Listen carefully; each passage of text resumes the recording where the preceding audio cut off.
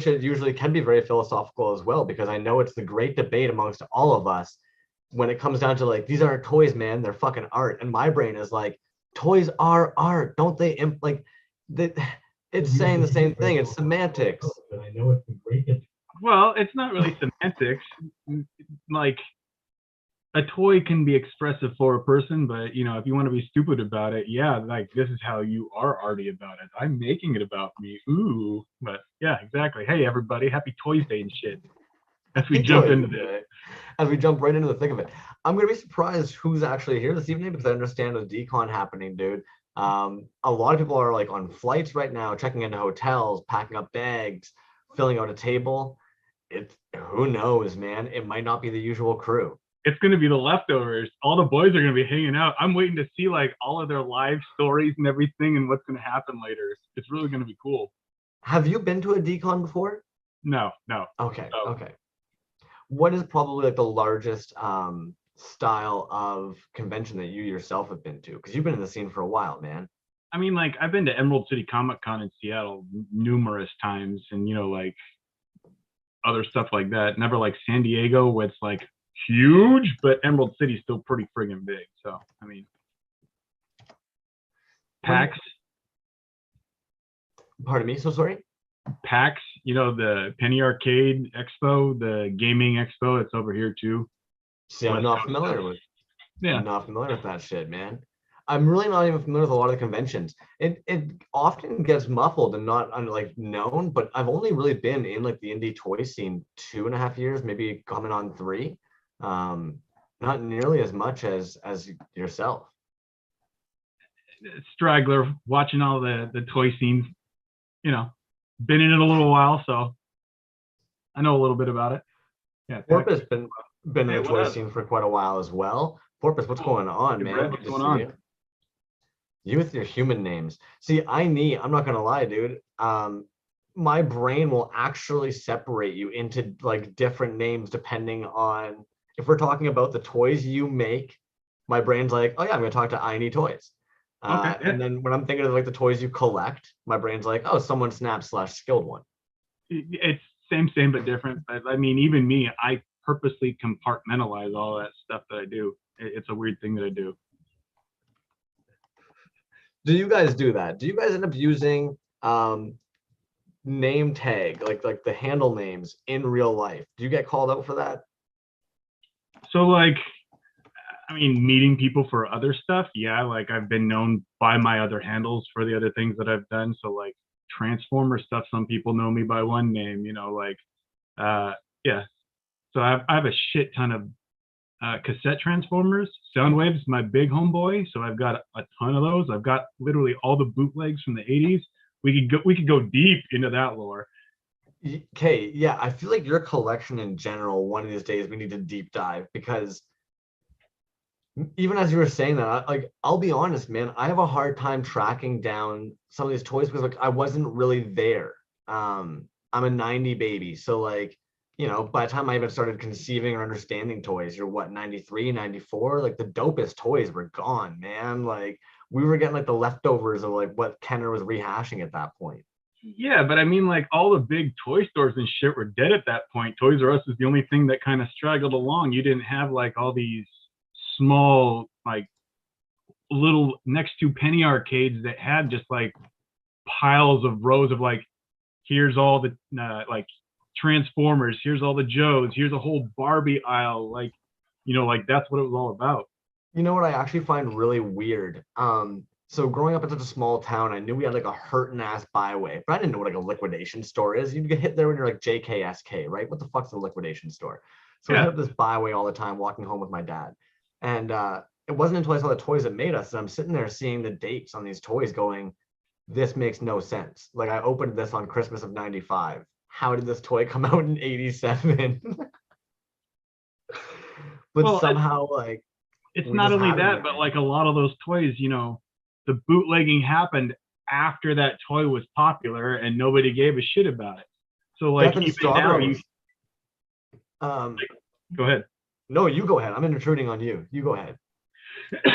You know, like you go to a lot of stuff now, it's all Joe figures and you can tell where they came from. But like 15 years ago in the 90s, it was all like Ninja Turtle figures and He-Man bucks that somebody put a different head on, and like that's what they used, and that's what moved it forward. It's not like Roblox or Mego rebrand stuff that you get at dollar stores now, you know? See, like I'll admit, like as like I still had to get older to recognize it. And I'm not even remember them right now. So Soma Rangers. There we go. Yeah, Soma Yeah. Rangers. So that line of toys, I would have been picking those up at that same byway, having no clue that those were fucking bootlegs. You know what I mean? Like then you get Exactly. older and you're like, oh my gosh, it's RoboCop's head on the fucking Power Ranger body. How did I not put Yeah, that but you were together? in love with that toy for forever, and you're connected with it, right? So like, Oh hell yeah, dude. And it's trippy. I saw somebody was bootlegging it recently and they were actually doing the light up right in the chest and everything, like up to the head. And I was like, dude, breathing new life into it. Like, hell yeah, thank you. hey, Shed's in here too. Nice. Yeah, hell yeah. Shed Quarters, what's going on? 420 Newman, welcome to the fucking hangout tonight. Uncle Spank, good to see you, man. Uncle Spank and I were chatting right before this. That dude just got a killer box from fucking Has Been Toys. Congrats. Dude, it was a beast of a box. I don't know what he had ordered, but Colin always goes ham. There ended up being like a chief in there. There was fucking Just ET with a awesome gun. stickers, 40 of them in there. Dude, yeah, sticker gang. You boys and your stickers. It's hilarious. I used to fucking sit there and be like, why are you guys doing these stickers? I don't get it. And then admittedly, when I moved to Toronto and I didn't have my toys here, I was so fucking thankful to have the stickers because it was like the one like physical tie that I still had to like all the homies and like memories and shit. Ugh. Vomiting Droids, what's going on? If you guys didn't see, Vomiting Droids has a table at his basement during decon this weekend. It's a busy week. I feel like it's not going to slow down until after Christmas, man. I feel like it's now just going to be busy, busy, busy. We're going to see a lot of fucking toys now. Well, everybody's in the decon rush, and I think that's going to keep a light of fire under a lot of people's ass. Like, I'm not even going, but like, I'm excited, and that energy has me wanting to be creative and do stuff. And then you have like other people, excuse me, like Vomiting Droids, who's sitting here doing all this cool stuff that again makes you want to do stuff. But all these guys are going to come back, hopefully with nothing left to sell, but of course stuff to sell. Then you're going to get time off for Christmas and American Thanksgiving. All that downtime is going to allow you to get that energy back in and relax and then spawn new stuff out. So I'm really excited to see, like, especially like what matchups of people, that are going to connect, at the con, and like what they're going to come up with. It's going to be exciting. Well, you kind of hit it. Morale gets built up, the ideas get flowing. I think a big thing too, though, is a lot of dudes, humans, recognize that Christmas time can be a very tight time for folks that have families and stuff. If you've already put that money towards resin and silicone, this is the best time to try and fucking make some shit, make some sales. The closer Christmas gets, the less likely somebody's got some money to be able to throw on some toys. But that's even, I never really think about it, but any of you who have people who care about you, you should maybe like spam them some random pictures of toys that you fucking have seen, man, from the indie toy scene. Don't make them wonder. Send them links and shit. Yeah, send them this cool stuff. Hey, you might be interested. I mean, I do that with whatever I see. If it's a car related thing, I help my brother with it. Like, hey, dummy, look this. If I see something funny, I send you that meme shit whenever I see it too. Whatever. See, the memes, I'll be honest with you guys. Mecha Ducky and I are fucking ruthless with each other. But I find like you have to really know somebody's humor before you just get deep into the meme game. Because I'm a shit poster. Like I come from the days of 4chan, right? So like, okay, there's some stuff that of course like might not be hey, the most user friendly shit. you want to talk about real life stuff? I met my ex-wife because of B and rating. So there you go. Hey, yo.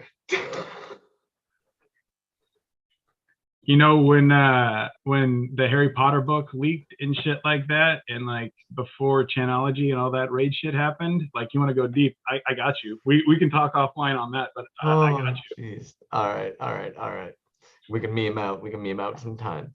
Vomiting Droids will know, dude. If you get into a group chat with me, I will not stop sending pictures of toys. Even tonight, this is nothing against any of the homies who might be sitting here who we know are dear friends who are at Decon. A lot of you guys, I didn't pull up your pages this evening. We've kind of looked at your pages and I was able to find like 100 other people at Decon that we haven't looked at. I will, of course, look at some of like the tables that are organizing a bunch of you guys, like Creature Bazaar, Tycho's Tacos. I'll touch on a couple of those guys and make sure that we show some of that work. But there's just so much fucking work out there at the moment. Dude, it's swamped. It's good though. It's very good.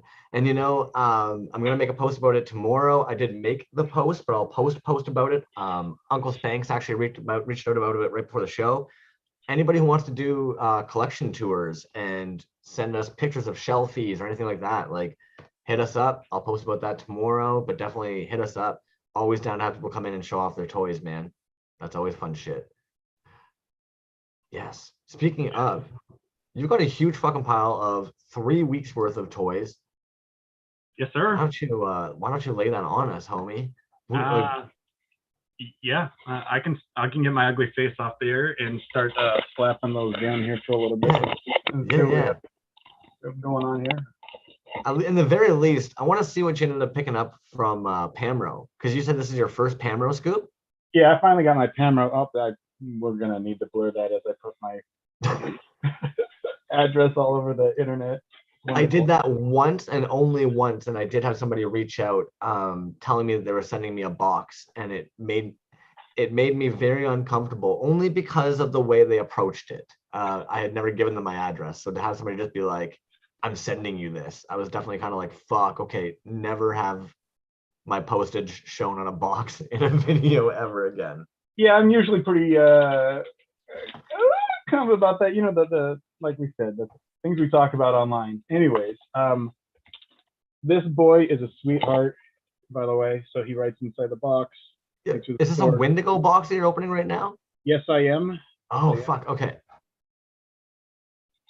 So he puts awesome little designs in here. But so here's one of his cool little pieces. I got one of his, this is a cool little guy. I love his little hand-drawn artwork that he has on everything, but this is one of his like Droidbot heads on a Frankenstein body there.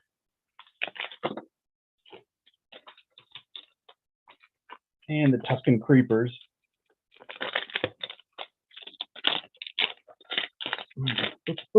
I'm excited to see all those pieces that, like you said, these guys are making. What cool figures. And actually getting my hands on one of these. So this is my first Tuscan Creeper, but I've had a bunch of his other ones, and they're all fantastic. So it's good to see here. And of course, I'm a glow boy, so it's gonna do that stuff. So let's get the lights off here.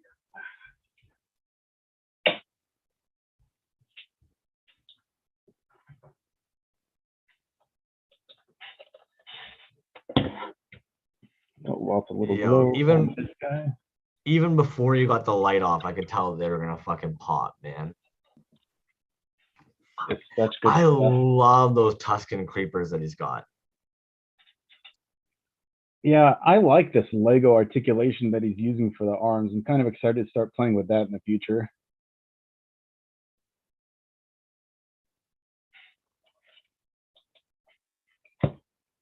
Cool shit, dude. Box one here down. I love how they're just popping there, man. Yeah, they're just sitting here glowing in the background. The Wendigo, I feel like they've been in the game for a bit, but it's almost like recently they've just been pumping out some very, very, very nice work, dude. Those teal dudes they did recently with the fucking teal and purple. Yeah, those are nice. I like those guys. He's doing great. So props to him on there, and it's good to see him getting into Decon on Fletch's booth and everything too. There's quite a few people that it's really nice to see that they're able to get some work into Decon, man. You know, you guys are gonna be able to see some of those hurt toy pieces if you go to the Toyz Alive page that Beat the J posted. But he was sharing those with me in the chat. That guy went fucking all out on his Decon posts, man, or on his Decon pieces. I think that guy does a huge disservice to himself with his little posting as he does with his amazing pieces that he actually creates. Holy shit. You know, I try not to vocalize much pressure on that shit. Vomiting Droids is probably like the best like educator on that, to just sometimes like chill the fuck out and just let makers do like what they're doing.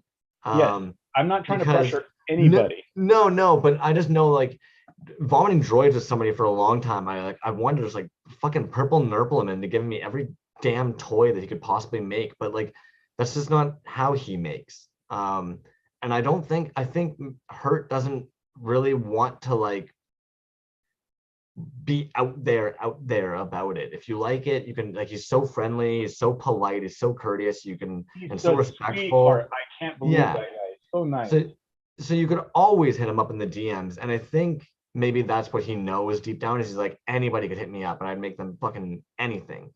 And like, I don't know, man. He's doing him. He's making some really, really, really fantastic shit. And sometimes you're just making it for you. You don't have to post it or share about it. Oh, I think everybody should be making it for themselves. That's what you should be in here for, regardless. But Of course, of course.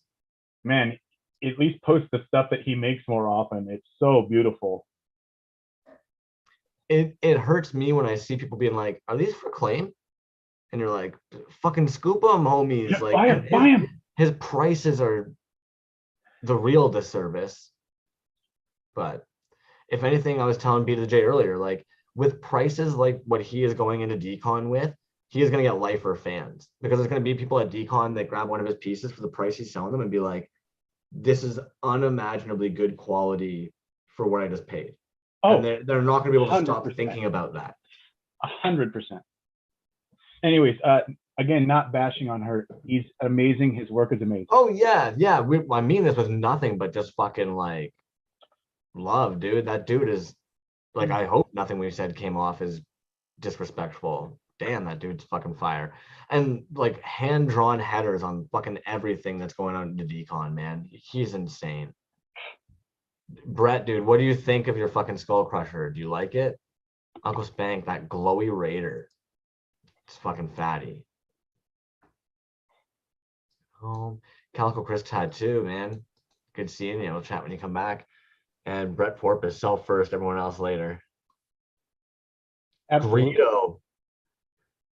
Oh, Uncle Spank, you're right, dude. You know what? I don't know what it is about the original Star Wars vintage Greedo. I don't have many vintage figures, but that Greedo has definitely come on a lot of trips with me. It's such a beautiful colorway between the green and the blue. The textures are great. The sculpt's just fun.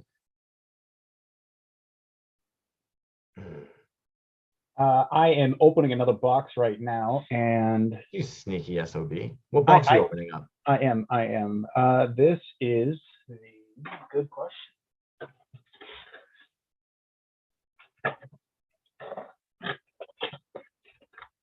This is my Pendragon that I finally got a hold of, and that Fletch was such a sweetheart to offer me one of his to get a hold of, but I got one like a day later.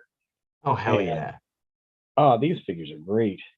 Isn't that insane about the toy scene, man? I probably had like 2 or 3 people just straight up be like, "Yo, Crumbs, man, anything you want from Decon, let me know. Like, I can scoop it. We can settle up." You're like, you guys are fucking nuts.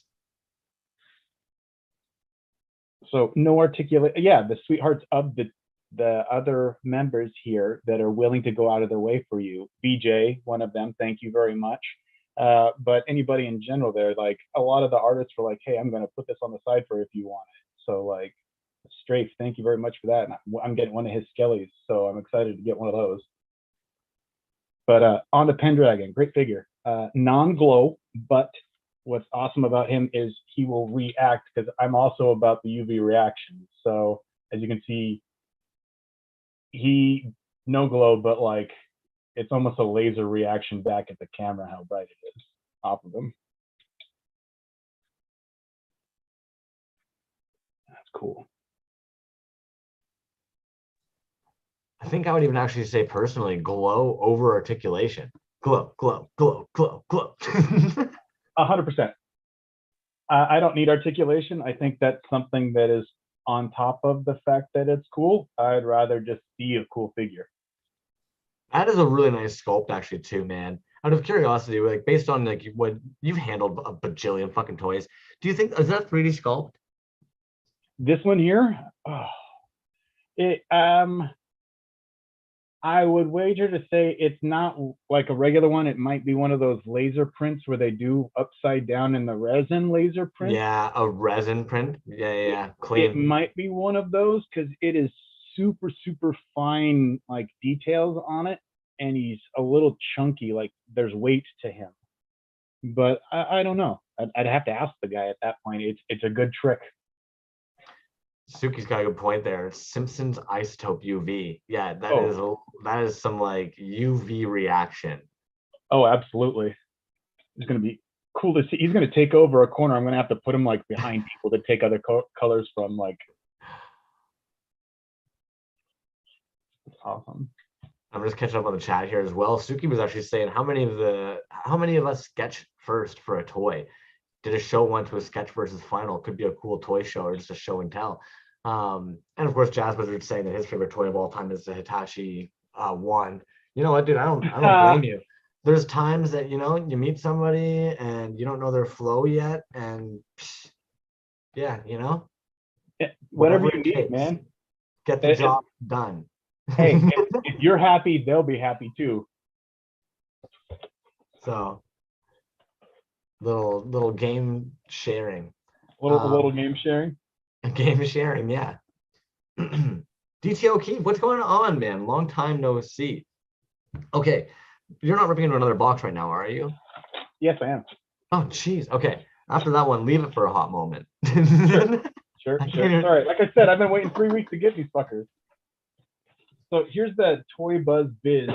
You said you haven't seen one of these guys yet, right? I don't think I've seen one of these. Maybe Beat the J had one. Now that I went to their page, I saw they did the floating. Oh, Boatman. Oh. Yeah, I got one of their Speculatrons. So like, I like these figures, man. So like, I get one of once in a while. But again, like the last time I was on here, these figures in general, like if you're trying to get an OG Boatman, if you want to mess with them, like they go for like $40.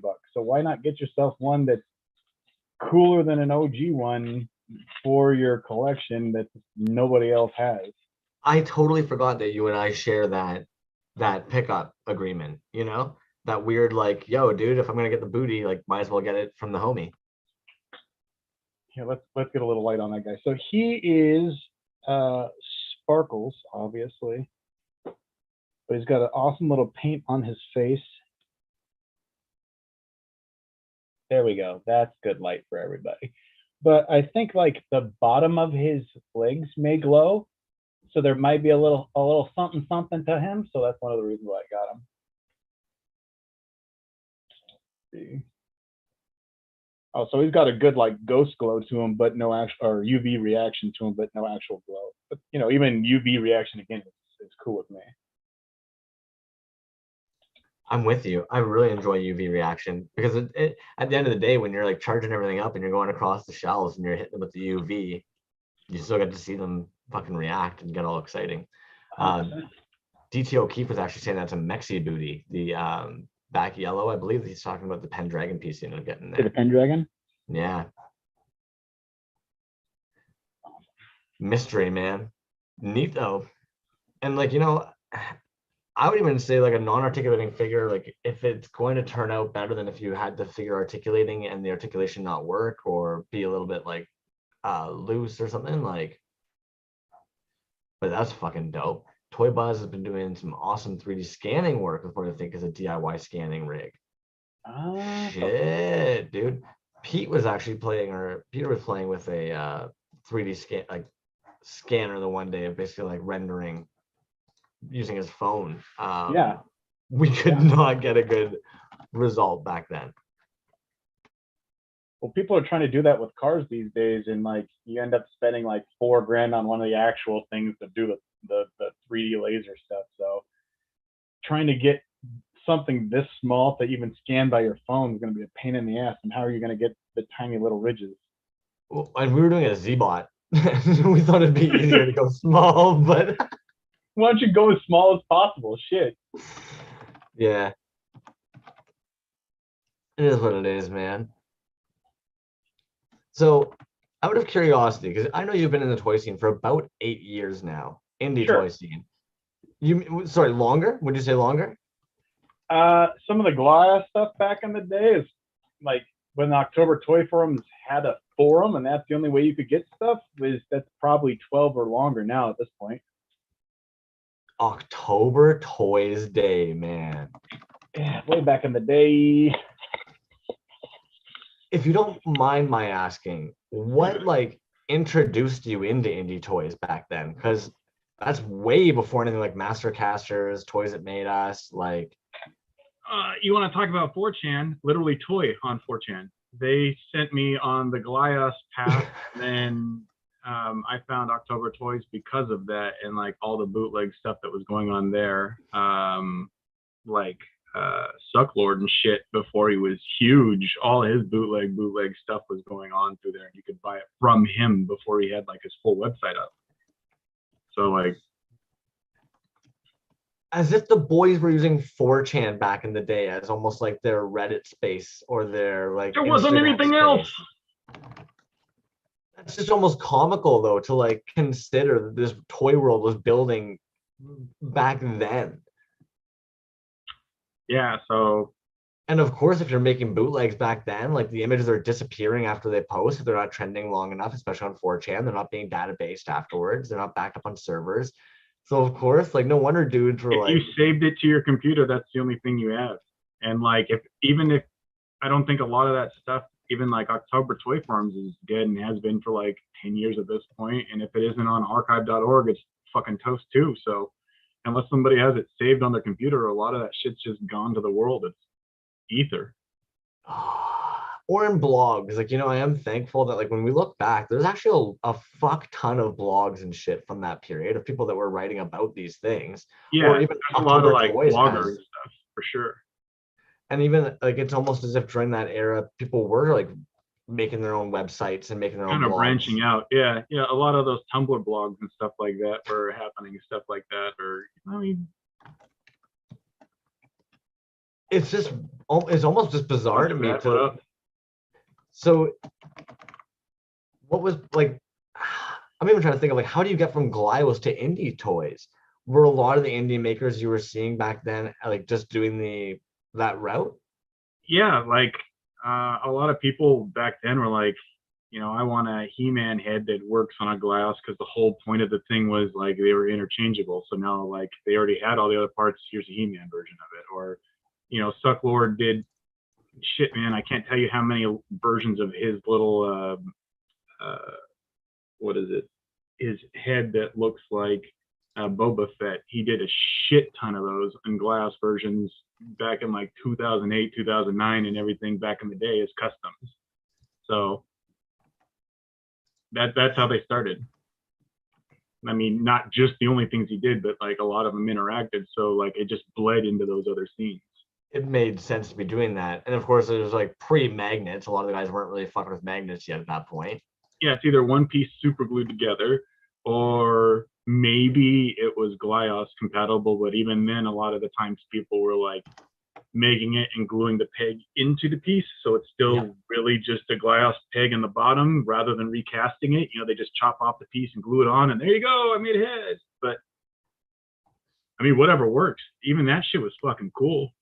It's not that it's not cool. It's just my mind is being like blown thinking of just like what we now know as the indie toy scene. Like like a Hurt Toys or like a fucking VHS this Rex is or so something. far advanced. It's so cool, dude. Holy shit. Like most people were maybe kit bashing, like I'm kind of doing the same thing where I'm taking the pieces and making my lot because I can't fucking sculpt. I get it. But like a lot of people were like, I'll just nip this leg off, super glue it, flat black the whole thing, give it a dry brush, and like, there, I made a custom. Nothing wrong with that. But like that was the whole indie toy scene, period. Like for years. The coolest person was Jin Satome for forever. Like he was the peak of anything. Like you want to talk about old school kit bashing, customizing stuff. Well, I remember, like, admittedly, I remember even Dollar Slice talking a lot about how it would often be like you'd be taking screenshots, or you'd be like trying to screen capture things or take pictures with your shitty fucking phone at the time of somebody doing something, because no one would talk about like what smooth on products they were using, what resins they were using. Like Nobody shared. everyone was really quiet at the very beginning. And I don't think it was necessarily like trying to be rude. I think for a lot of them, like they had imposter syndrome. They weren't even sure if they were on to like the right recipes yet. Who Man, knows? who knows? Um, I think we're seeing a new movement right now that I'm really intrigued by, and that is that the quality of toys is something getting stupidly good. I would say like the stuff that you see now and not even going to decon, the stuff that's coming to decon's at another level from that. But people that you can buy in the scene are better than you can get in most stores these days. Like Yes. it is crazy. Um, I don't know if Lab Monkey #9 has started some weird like school of resin casters or something, but recently almost anybody who talks to him is now producing some of like the cleanest casts I've ever fucking seen. I mean, all you got to do these days, if you're not watching YouTube, I mean, like, what was it? Porpoise showed yesterday how that he's doing those heads, how they're the reverse pour, or not reverse pour, where they go down the middle and they fill from the bottom and go up and everything else like that. But like Wendigo shows how he's using his bent pieces of brass that you've talked about, like on The his copper molds and the copper. But like that kind of shit right there, all you have to do is go, oh fuck, he figured it out for me, thanks. Like the amount of help. Minty Bootlegs was showing how he was doing his fucking awesome bubbles for all the He-Man stuff. Like that was he's cool. really good, really fast, man. Those bucks, like it's not like it's like insanely difficult, but again, like back to like technology or like the advancement, when somebody figures it out, how it just like extrapolates the process for everybody. It was probably like last year. Rainbow Standing on the Yawn shoulders was, of giants, sir. yeah, because Rainbow Yawn was like maybe the only one I remember last year who was producing consistently good bucks. Had the right vacuum process down to just get like a really nice clean buck consistently. And otherwise, like other guys were kind of trying it with their vacuum chambers and shit and just giving up. They were like, fuck it. Um, so yeah, I don't know where Minty's coming from, but he's just Dude, that talk about on the scene out of nowhere. That guy is like,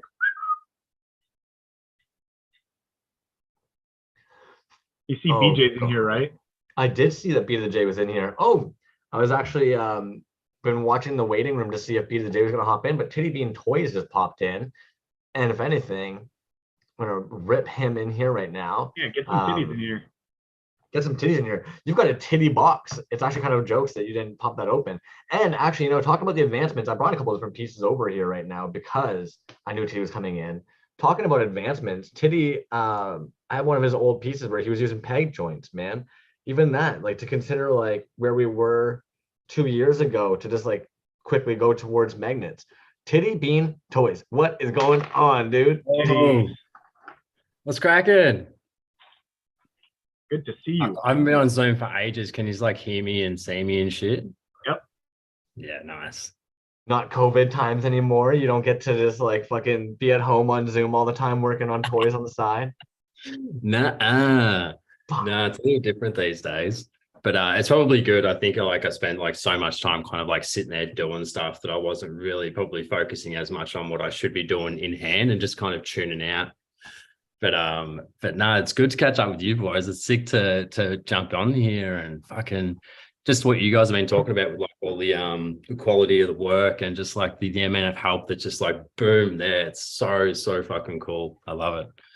Dude, I would say that you're a pretty good example of how just like work just can become like what it was to where you are now. You've always been a good maker, but like there's a drastic difference in what you're producing these days, man, between the paint apps and the pours, dude. It's a little yeah, I think once I kind of like got that Glyos thing kind of like worked out and which kind of forced me to start using the softer resin, which is that 60D. And I kind of like fell in love with it because I've got like, I think I bought like a gallon of like 326 and was like, this is my number one. I'm just going to use this like flat out. And then started fucking with Glyos and then realized that the pegs would get stuck in the 326 and I just couldn't. And I was like, nah, I think I did it once and I was like, nah, this is not going to work. My timing is going to be off. There's too many like variables with like temperature on the day. And I was just like, nah, I need something softer. And then also realized that made the marbling a little bit clearer. There was not as much like blending, and I was kind of like, oh shit, yeah, this is good. Can't really do much with it with like weapons and kind of like small pieces, but it works its way through a vent as small as like a toothpick, I think. So I was like, all right, that's sweet. That's all I need. And then yeah, just kind of like practicing just installing those Lyos things. And once you kind of like get them and just pop them in, and you're like, holy shit, every time it's just like fucking magic. And it was just no magnets anymore. Magnets on the heads. So the only thing that messes me up with like putting a Glyos peg is like, because it'll have to be the pore spout as well, and they're so small. I'm like, it's such a, you can inject it and that kind of thing, but I'm like, nah, I'm just be catching bubbles. And also I don't know if I trust it on the head. Yeah, I don't know, man. But yeah, just magnets for the head, which is good. And then fucking oh shit, I can't really show anything that I've got here. Yeah, I can show this. And just taking out the fucking leg articulation as well, which is just more about of like kind of work, laziness, and just like fuck drilling, like streamlining, not laziness, streamlining. That's it. So, but occasionally kind of like for this guy, I can't remember why I put magnets in the scrapyard guy. I think it was the resin that I had at the time. I had heaps of 305, and I was like, I just need to bang this out kind of quick. Didn't really want to mess with the glass for some reason. So occasionally throwing in magnets for the arms, but trying to like, as soon as I start making a new design, just do the Glyos arms just straight off the bat, get that out of the way, and then build up from there. I don't know if I'll go into like articulating the legs with the Glyos. It just kind of seems a bit of like an extra thing to kind of do. It's an extra mold to make the legs separate. So but nah, it's been cool, man. Like I've got a couple of paint tests for the marine toxie just here. I'll try and get in the light I'm working on at the moment.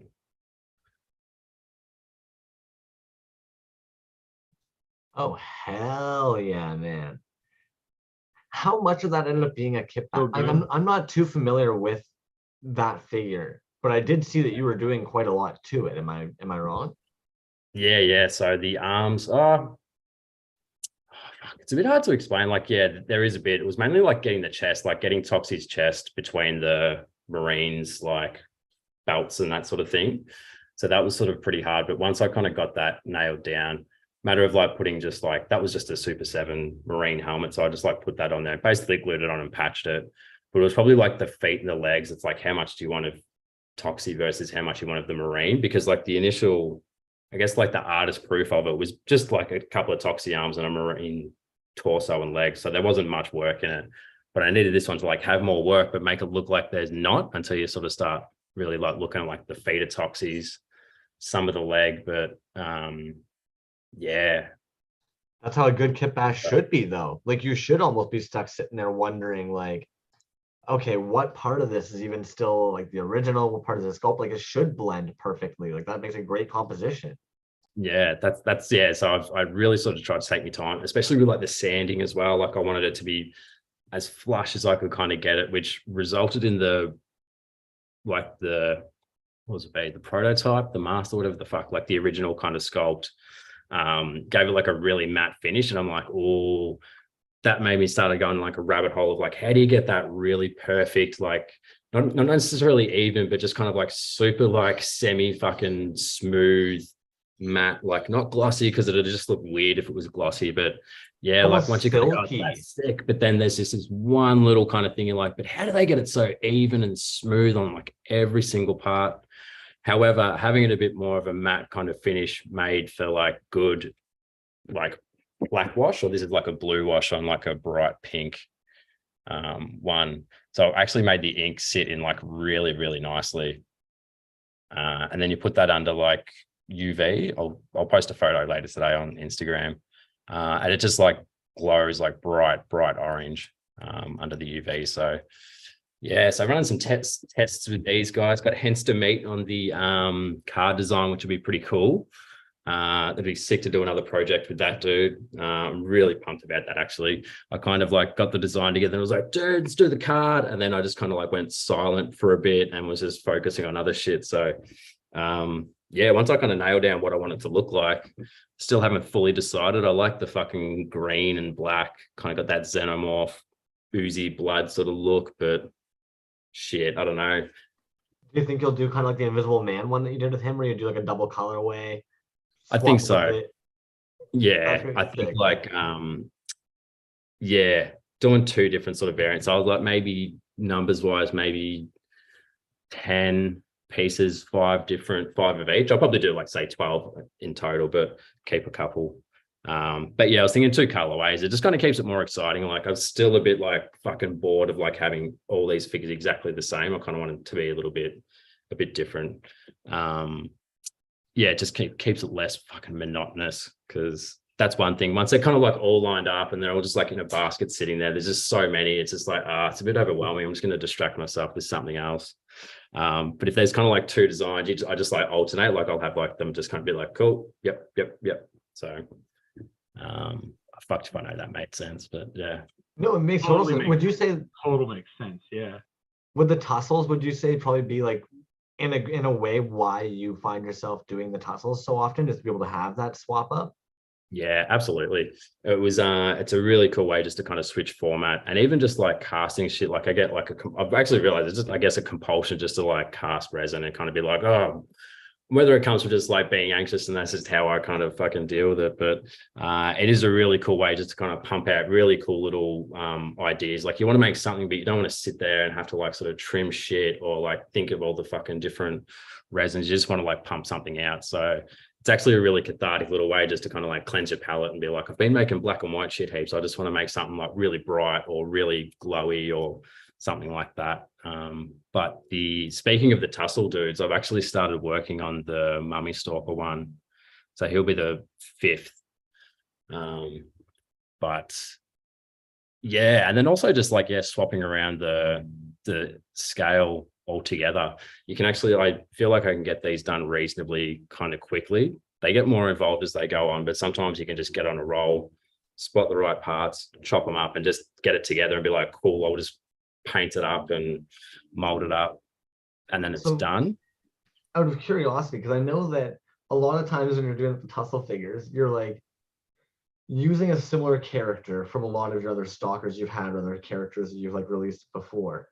Are you shrinking the head molds at all, or are you just rocking with like the original heads for a lot of these? Because some of them I know you've rocked like the original feet or hands, but are you shrinking them in any way, or you're just rolling? They're all the original heads. That's kind of like the thing I was like, and it's actually, it goes a little bit deep because it's more specifically like the Funko Super 7 head sculpts were quite small. So like the mummy head is like tiny. When you put it on like a normal size 3.7, it's just a small head. So, but yeah, they're the same. Like they're all, so the only one that isn't like Frankenstalkers is obviously the Dr. Plop's mini marble kind of head sculpt. And then yeah, it just kind of worked, and it was kind of like, oh, they're not too far off. Like they remind me of the worst figures that Super 7 puts out. Like if anything, it's a great sheet, and it's a fantastic way to reuse something that you already have figured out in a new and creative way. Awesome. Fucking awesome. Thanks, man. This is fun. the Mummy Stalker one. I'll get this up.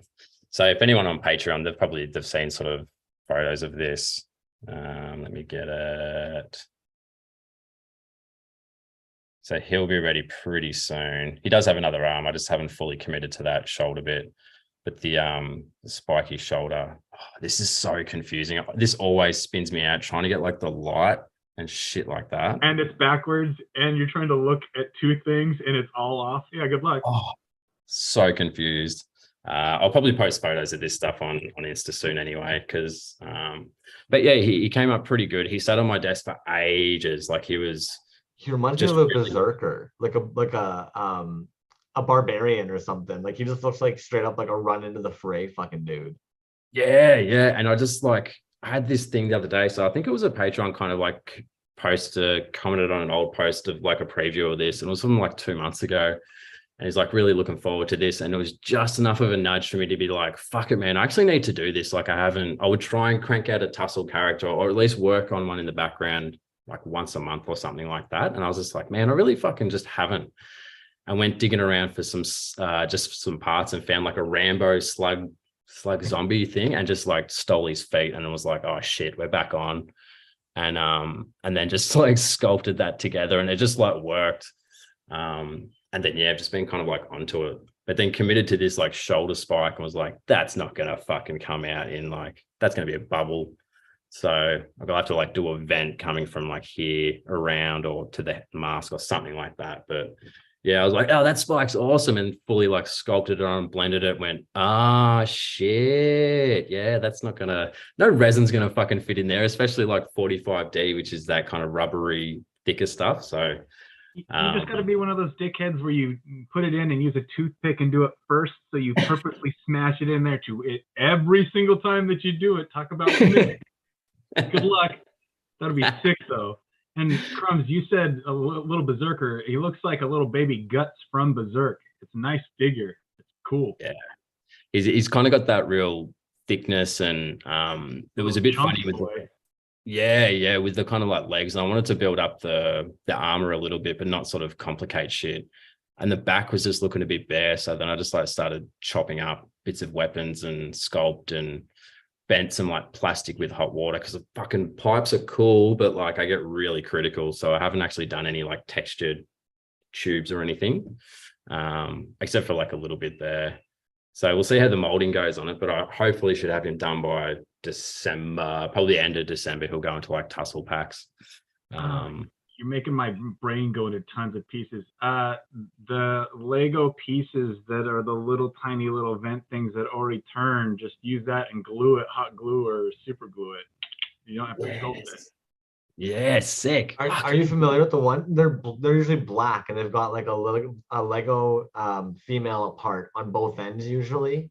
And you can leave it and even have it be a little nub off the end if you want to. Ah, nice.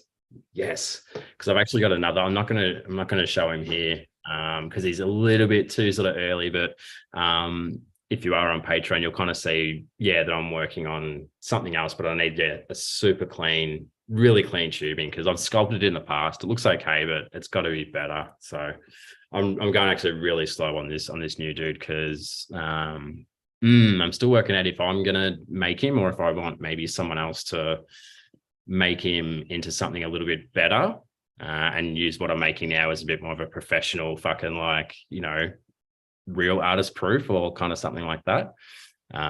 So we'll see, but yeah, so that's cool. But you're talking about like production? You're thinking about maybe going into production, like the Raiders? Don't know, maybe. I actually like very much contemplating because I'm like, well, like it's kind of like the next sort of step, I guess. I'm not going to make a Safubi. I don't know how to do any of that sort of stuff. And it would be fucking cool, but I need to do a lot more. I need to really commit to a design and not get bored of that design after like a month. I need to like really be like, I need to commit to this and it needs to fucking just jazz me every time I look at it. In 12 months. I really wish somebody would make a blow plastic just because I think it would be fucking hilarious. I really think it would. Just somebody out there's got to be like, fuck Safubi, I'm going blow plastic. Somebody's going to do it. I mean, at some point, they're just going to be like, I got this. It'll be Zymet. It'll probably be Zymet Co. Yeah, for sure. He's pumping out like 40 things like a day as it is anyways. Chalkware, fucking everything. 420 Newman was actually saying that it was them that ended up basically making the comment about the mummy figure, which brings me to a point though, man. Like, you run a Patreon, and I'm sure like almost anybody who's in the toy scene, that's been in the toy scene for at least 2 years knows, probably about a year and a half ago was when we all started to kind of wonder how we could use Patreon. And a lot of people were kind of nervous and hesitant to even hop into Patreon at all because we weren't really sure how to like build a tiers where it would actually be productive, if it seemed almost like we were maybe being greedy, all those other concerns, right? You have been successfully running a Patreon now where you have 20 consistent Patreon members for over a year? Coming up to a year? Yeah. Also, like somebody fuck off the full size international. I want one. There's it's I just kind of like, I think I stewed on it for ages, just like whether I should like do it or not. And then it was kind of like, well, and it was like through a lot of probably conversations with the Crumbs as well, just being like, sure, like, oh, is it worth it? Like, it's like, what the fuck? Like, if I just do it and then no one joins after like a couple of months, then I'll just like close it down and pretend it never happened and just keep making toys as usual. And in that time, also talking to other collectors and sort of regular buyers, they were all sort of like, yeah, if you did it, I would pay. Like, I'm not just sort of saying that. And I was kind of like, okay, that's a good like 4 or 5 people that were actually really keen for it. So I was like, that's enough votes. Like, it would have taken like 2 people and it would have been like, yeah, cool, I should do it. That's like 2 people. And then, you know, it's just going to like grow from there rapidly. And it sort of, it definitely kicked off. It was like sold out, I think, within the first couple of months. However, that kind of gives you a real, maybe a little bit too much confidence in terms of like, cool, if it just grew like, you know, sort of 10 or 12 people in a couple of months, in like 6 months, that's going to be like 60 people. Like, you're just going to keep growing. And it's just like, no, it doesn't roll like that. It's not actually like Instagram where it's kind of like followers and you just kind of like grow and it kind of like organically just kind of grows. You've actually really got to work Patreon, and you've really got to show people that if they're going to give you money each month consistently, that you can give them something of great value, because they don't just have to like a post. They don't just have to share something. They've got to sort of like commit to it. And so probably to my own fault, like providing heaps is really good, but sometimes it can backfire when people maybe aren't so conscious of like, it's just a one-man show, that like those tiers are that sort of priced with the assumption that you will kind of stay on for a couple of months. So it can be a little bit hard when people sort of jump in and jump out and you're kind of like, dang, that's not how it's supposed to work. However, for the most part, that is fucking awesome. Like, I kind of like look just as like a body of work of kind of like what you kind of make is different sort of concepts or ideas. It's just crazy to kind of go back and be like, oh, what color should I use? And sort of go back and go, oh shit, that was pretty cool. Why didn't I use that sort of more? So in terms of sort of like a body of work, it's pretty cool, but it's not fucking easy, like doing this stuff. Like, you got to be super disciplined, and I've never been this disciplined with anything in my life. Like, I am late. I'll start strong, but then I'll just fucking lose the momentum and kind of be like, bah. Energy to it and to get in the drive for it. I mean, like, that comes with any project, which I also want to come back to the point. I think you've made a critical, great decision in not overextending yourself to, I took on 60 people a month. So like, I'm happy that you have a wait list of people that are chomping at the bit to get in, that you're not just like, oh, fuck, I have to get out 50 this month. And then next month, like, perfect choices. Good job. Like, and Yeah. Sorry to take some steam here, but Crumbs, and if Nim ever sees this, the motto for this show should be, fuck it, just try it. Because that what's convinced me to even do any of this shit is like, if I fuck it up, who cares? At least I tried it, and like, it's fun and it's rewarding. So like, fuck it and try it. It's great. Hello Radical way back in the day actually used to say this, and you know, it's something that I'd keep in mind often. I've got a buddy back home who, like, he's put out a lot of material. He's got some like really good connections in the music scene because like he puts shit out relentlessly. But Helly used to say it all the time, anyone can do it, but the difference is doing it. And Titty, like, you hit the mark right there as well, where like I would actually have to agree, Toyz is probably the most devoted and consistent thing I have ever done in my entire life. I don't know what the fuck it is about this thing, but I've thought about that a couple times. 27 Thursdays in a row on time, except for slept in one time. But I don't and more going forward and more. I don't know if there's ever been a thing, and not to mention just the hours of just chatting with other toy makers, checking out toys. Like, I don't get it, man. Yes, it ebb and flows with the seasons and as life gets busy, but this Toyz, man, they fucking get you by the short hairs. Yeah, man, absolutely. Like, it's nuts. Like, I'd never thought that would sort of be such a big part of what I do. I honestly thought this was just going to be another fucking hobby, another like project that would just, and I'm talking about like, I guess, making as a whole, but I didn't know like it was so strong. But never expected to still have ideas at this point. It was kind of like, surely they're just gonna like stop, and they've definitely not quite as fucking rampant as they were. It was just like this constant compulsion just to be like casting and putting things together. Now I'm trying to get it a lot more focused and that sort of thing. Sorry, that's the dog. And more flushed out though. I would say that every design you put out though seems to be more flushed out and more alive than the previous sculpt. Yeah. I think each thing's got to be just a little bit better than the last one. And I mean like better, it's got to like, but it's just got to be just something different about from the next one, from the last one. Yeah. But yeah, fuck, it's tricky though, because there's like, it's that like division of time. Like I kind of, it's taken me like, and sort of going back to the Patreon thing, like it's taken me a good year to kind of like work out what the actual routine is. So it's like for the first 2 weeks of the month, I work on my projects. For the second 2 weeks of the month, I basically work on Patreon stuff. And sometimes that kind of like chops in and out, but never has I just have I made like an actual productive fucking habit of something and self-discipline. So but then sometimes it gets to that fucking like middle of the month, and like where I'm at now, I'm like, I sculpted this fucking head, I keep bashed this head together, and I absolutely hate it. And I'm kind of like, I'm gonna start from scratch now. It looks like it's a fucking face hugger like turban or something. It's just terrible. Leave it. Come back to it when you feel creative. Just start a whole new one, and that thing will be 90% of the way where it just pops in your brain. Like, why the fuck didn't I put ears on it, or why didn't I just? That's just it. Leave it. Just leave it. Yeah. It was kind of at that. I'm glad I'm not as like fucking angry as I used to be with this sort of art stuff, where you would sort of like scrap it, or you would actually sort of throw it out. Now it's just like my desk is just got shit like that. Like I've got one of these sand raiders that's been like on the desk for ages, just laying there, and I'm like, yeah, that's one of these days I'll get back to that. That'll be like a special edition or something. Inspired. Fuck, man, you do some gold and silver fucking details on that thing. Spray it with super gloss. Woo.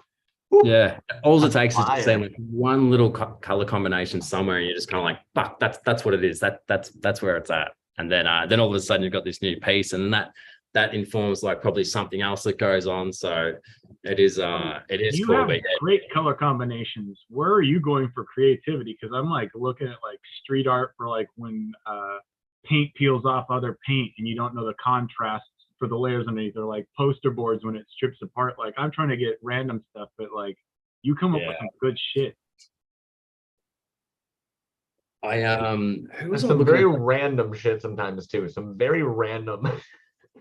Yeah, there's some really kind of weird ones. I think like I'll often get stuck in color loops and just kind of really get stuck on the same combinations, which can be kind of really good or really shit, because it can like really fine tune, you know, how much of each kind of pigment you need, or, you know, the kind of levels. But who was I looking at the other day? It was a Bog Squad, a lot of like Bog Squad color combinations. Just so like that is so fucking sharp. Like the one that personally I wasn't kind of like, wow, I really want to buy that, was the fucking Coca-Cola, the cola one, where it had brown and then it had the white. The brown. He used browns in a really interesting way, and I wouldn't have thought about that. Yeah, and I was just like, holy shit, like I've never, not that I'd sort of try it, but, and that's when I kind of like, this dude fucking knows like super, super sharp sort of colors and just concepts around that. So, but sometimes it doesn't like come out great. Like I've got this little ship tussle. I started painting a couple of them, and it was kind of like, it's cool, but, and then I was like, all right, I'll paint a different dude. That's so then trash bag bunch through and through. That is such a trash bag bunch character, man. Yeah. And then I was like, oh, that's okay. So I'm like, oh, I'll paint like a witch doctor one as well. And then was kind of like, I don't think I really like this one either. And then I did the Phantom of the Deep with the fucking, that I sort of probably shared, and was like, and I just couldn't, each one was just kind of like not quite as, none of them came out as how I actually imagined. So they've just sat on my desk, and I'm like, again, I'll come back to these like another time. Yeah, but your minifig painting skills are on point too, man. Like it's, Also, Thanks. So something that I'm finding is kind of comical there. And so personally, I'll intentionally often try and do things in colors that I know I don't like. And the reason for that is because I know if I choose colors I like, one, I'm going to automatically think I want like a bajillion of them in that colorway. But two, I'm probably gonna be really nitpicky about it because my brain's gonna be like, no, I fucking want this to look like perfectly the way that I've pictured it. Whereas when I work with colors that I actually don't like, I find I'm more likely to look at the actual composition and be like, is it done? And Yeah. once I know if it's done or not, then what's kind of fun about it is like, one, I don't, I have this weird thing about ego and feeling conceited. So being able to look at a piece that you did when it's in a color that you kind of hate, you're like, huh, I don't hate that. That's neat. Yeah. It's kind of cool, but also it's like somebody else might come in and be like for I hate green, but most of the toy dudes love green. And so if I can get a good green, I'm like, damn, green, you're looking good today. And then somebody else comes in and they're like, dude, I love green. And you're like, take it. Well, BJ said he hates the Lakers, so he can never get behind the yellow and purple together. Yo, like that's a great contrasting color, and it looks awesome that when they cut. But like some other Loyal. people, yeah. But some people are like, yo, I love the Lakers, so that color combination and that toy speak to me. So you gotta like reach and fuck around with stuff even if you're not comfortable, because somebody else might be like, yo, I want every 75 you make. Like look at BJ and cotton candy anything. He's like, 7 of them, please. 8. Make another one for me. That third one you showed, what was interesting to me is there was a line of Soma characters that were like settlers, like colonial characters and stuff. And a lot of them, like that dude reminded instantly, like the nostalgia brain was just like from all three. The first two, my brain was like trash bag bunch. And then the third one, I'm like, and a Soma toy. One of those little fucking plastic toys they had. Is it that one you mean? Yeah, he's got like the little pirate kind of thing. So that's, I think that's like 2 or 3 of the worst Keshis like spliced together. Then the head's obviously a bit of a custom, but yeah, it's got that real full on. And that's kind of what I wanted to, when I was painting it, I was like, I kind of want to look like a pirate sort of general dude and like in his like Navy kind of gear. Yeah. And then as I was like painting, I'm like, it just kind of looks like Cobra Commander and then like the yellow thing, I was like, fuck, it's just like missing something. I'm pretty sure it's the cape. I think I fucked up. I was just like, it just kept like adding more paint and then just being like, red cape. Very Space Captain Harlock, or an anime. I love the skull on the belt, the like kind of space swashbuckler you gave to him. Super killer. Thanks, man. It's hard not to look at your work and just like, you're a force, man. I know you're rather humble, you're chilling, you're just behind the workbench, usually painting away, casting things, but like you're a force, man. Like, thanks, man. Yeah, you gotta like fucking, it's the only way you get shit done is by doing it. Nah, it's cool. Like it's fucking, it's interesting. I'll be honest. I won't go into too much detail, but I actually looked at like the books this year and that sort of thing, and it's the first time I've ever done, because it is a registered, kind of business, and it was really kind of cool to see that you actually get more than you put in, and it's been something I was terrified to actually do because you don't want to kind of be like, sweet, I lost like $10,000 in 12 months and that's great. So fortunately it wasn't like that. So that kind of gave me a bit more, something here really is like, it's working for me because I fucking love making toys and just like creating and doing stuff. But it's like, okay, this is actually, there's a little slice of profit in there. It's not a lot. It's definitely nowhere near anything to like live on. I can't just like retire now and be like, cool, this is it, this is me. It's like this, this is the start of something. And that kind of motivates you to be like, fuck, if I can keep doing it, I can keep building it, I can get quicker, like doing these Glyos figures, like with the things, like the amount of time that is saved between trimming, fucking putting magnets in, all that shit, it is mind-bending how good it is. And that's probably plus like additional expenses plus time, like cutting magnets out as well. Like they are expensive. I kind of did, taking the leg articulation out was the first step to kind of like cut a couple out, but yeah, now looking at it being like, holy shit, I can buy like 300 magnets and that'll last me months. It used to last me like 3 weeks or something. And now it's kind of like express though, man. You get them for like $2. It just takes 10 weeks to get them. Yeah, but sometimes too, like once you start making things, like you end up getting really picky about getting like the right neodymium like weights and stuff, because you start hearing the toy boys talking about the clackability, or you get a toy that has really good clackability, and then you start getting in your head about your clackability. So then it's that weird imposter syndrome. We all get in our heads sometimes a little bit when we're working on shit, and then we get fussy about the minute details, right? No, it's I don't know if it's that. It's got to be elevation. I see the cool shit somebody else does, and I go, they figured it out for me. I can do that, and now I can do this because they already figured out that step for me that I had a hurdle for. It's a fine line, because you don't want to necessarily like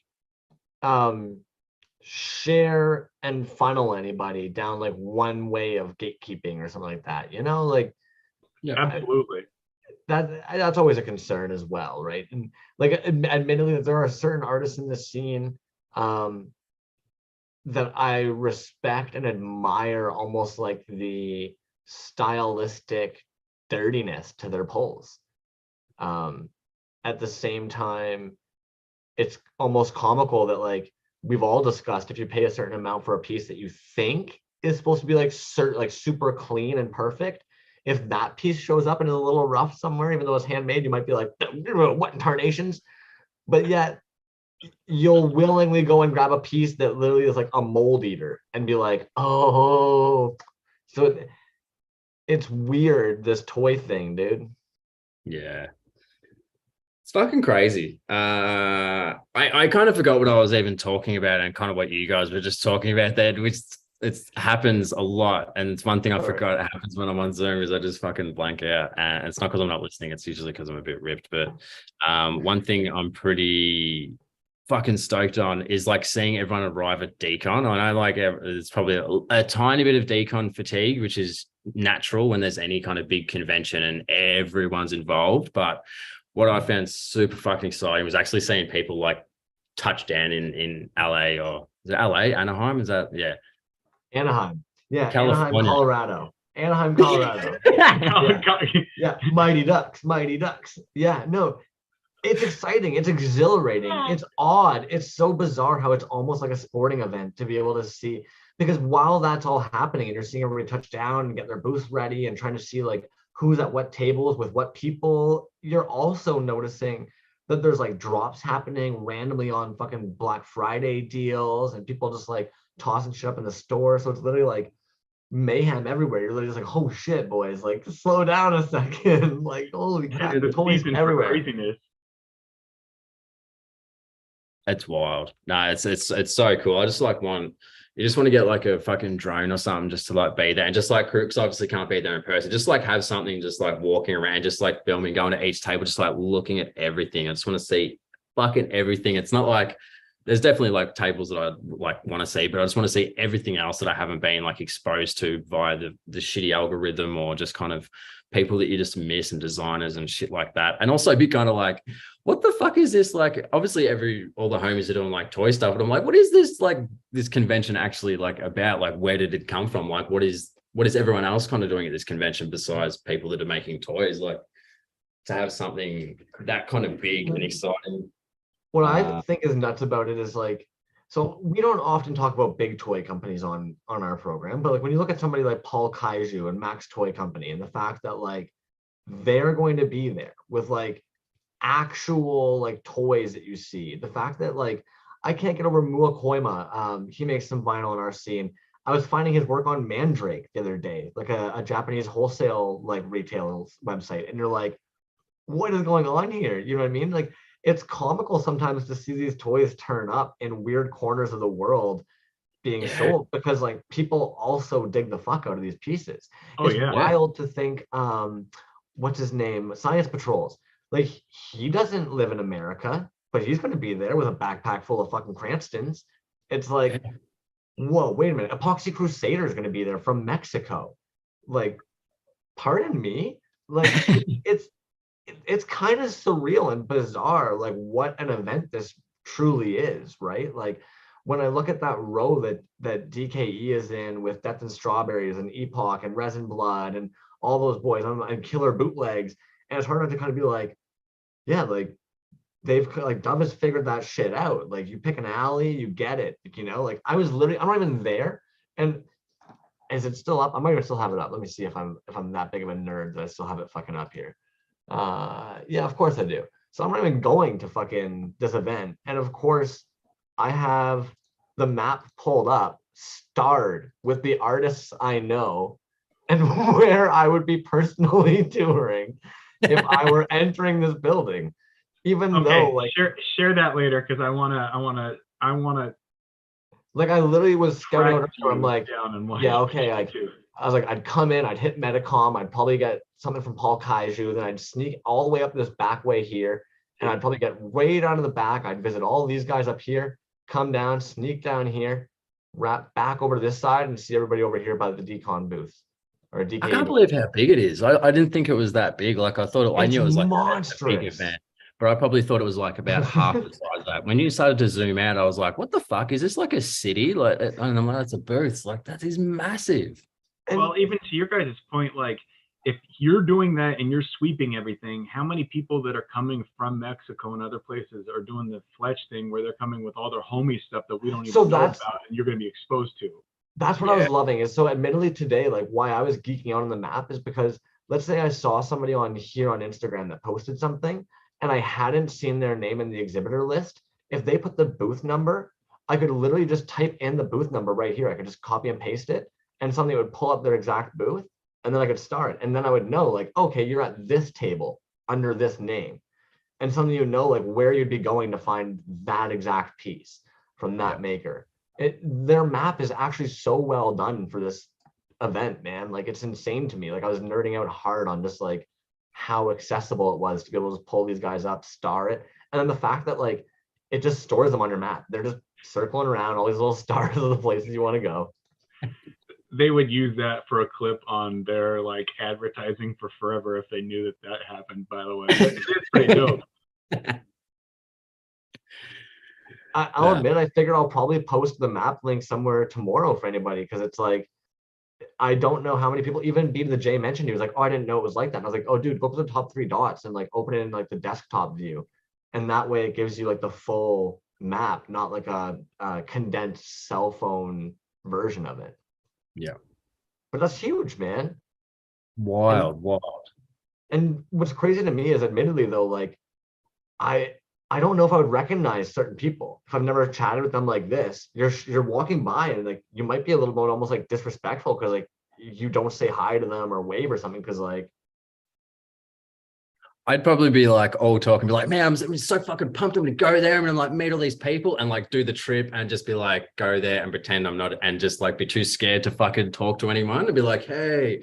I'm like, I can't even do that shit in fucking Melbourne. When I go to the toy store, I get so like awkward and that kind of thing. And it is that breaking the barrier of like just being in your own bubble and creating and then being like, no, you got to be around other motherfuckers and create and just like open up and talk and that sort of thing. And I reckon it'd be so daunting to go to, like, it'd be unreal, but it'd be so daunting just to be like, also, where do you start? Like, you'd be like, they'll just like run up and down and be like, hey, hey. It'd be unreal, but hopefully I really would love to get over to a US convention, whether that's like That'd be easy for you though, man. You make dope shit. Everybody's going to want to talk to you. I'd be there like, hi, I like to make toys. I just made a little thingy. You want to talk about toys? You know, I feel like the guy trying to talk to Stan Lee half the time on this show. Shit, man. Thanks, man. No, a massive inferiority complex is like, so no, I'm still that and think I have this image in my mind of like who I think I am. You gotta keep a level head and you gotta stay humble, which you're doing, but it's still, you do dope shit. Yeah. Thanks, man. It's definitely trying to not to get the big head, but that's cool. Decon, fuck yeah. And then I started to get like really conflicted of like sharing Fletcher's table heaps on Insta and that sort of thing. Then being like, should I be sharing other people's? I'm a little bit biased. I'm like, fuck yeah, I'm biased. Like, this is the homies table. Like, this is sick. This is the table I would be there to see. Number one. Share anything you'd buy and especially homie shit. Yep. Fuck yeah. It's tough not to have that little bit of bias or nepotism, even almost. Yeah. Unfortunately. Yeah. B to the J and I mentioned it. We were talking about it earlier, where it's like, and I even said at the beginning of the show, I probably wasn't going to be pulling up the same artists that we've kind of gone over week after week. But it is a little bit like tough when you're sitting there being like, but they're your homies. How do you not show up for your homies? You try and catch everyone, but these are straight up people that week after fucking week, like you literally chat with. Like, how do you not be like, go, go, go, go, go, go, go?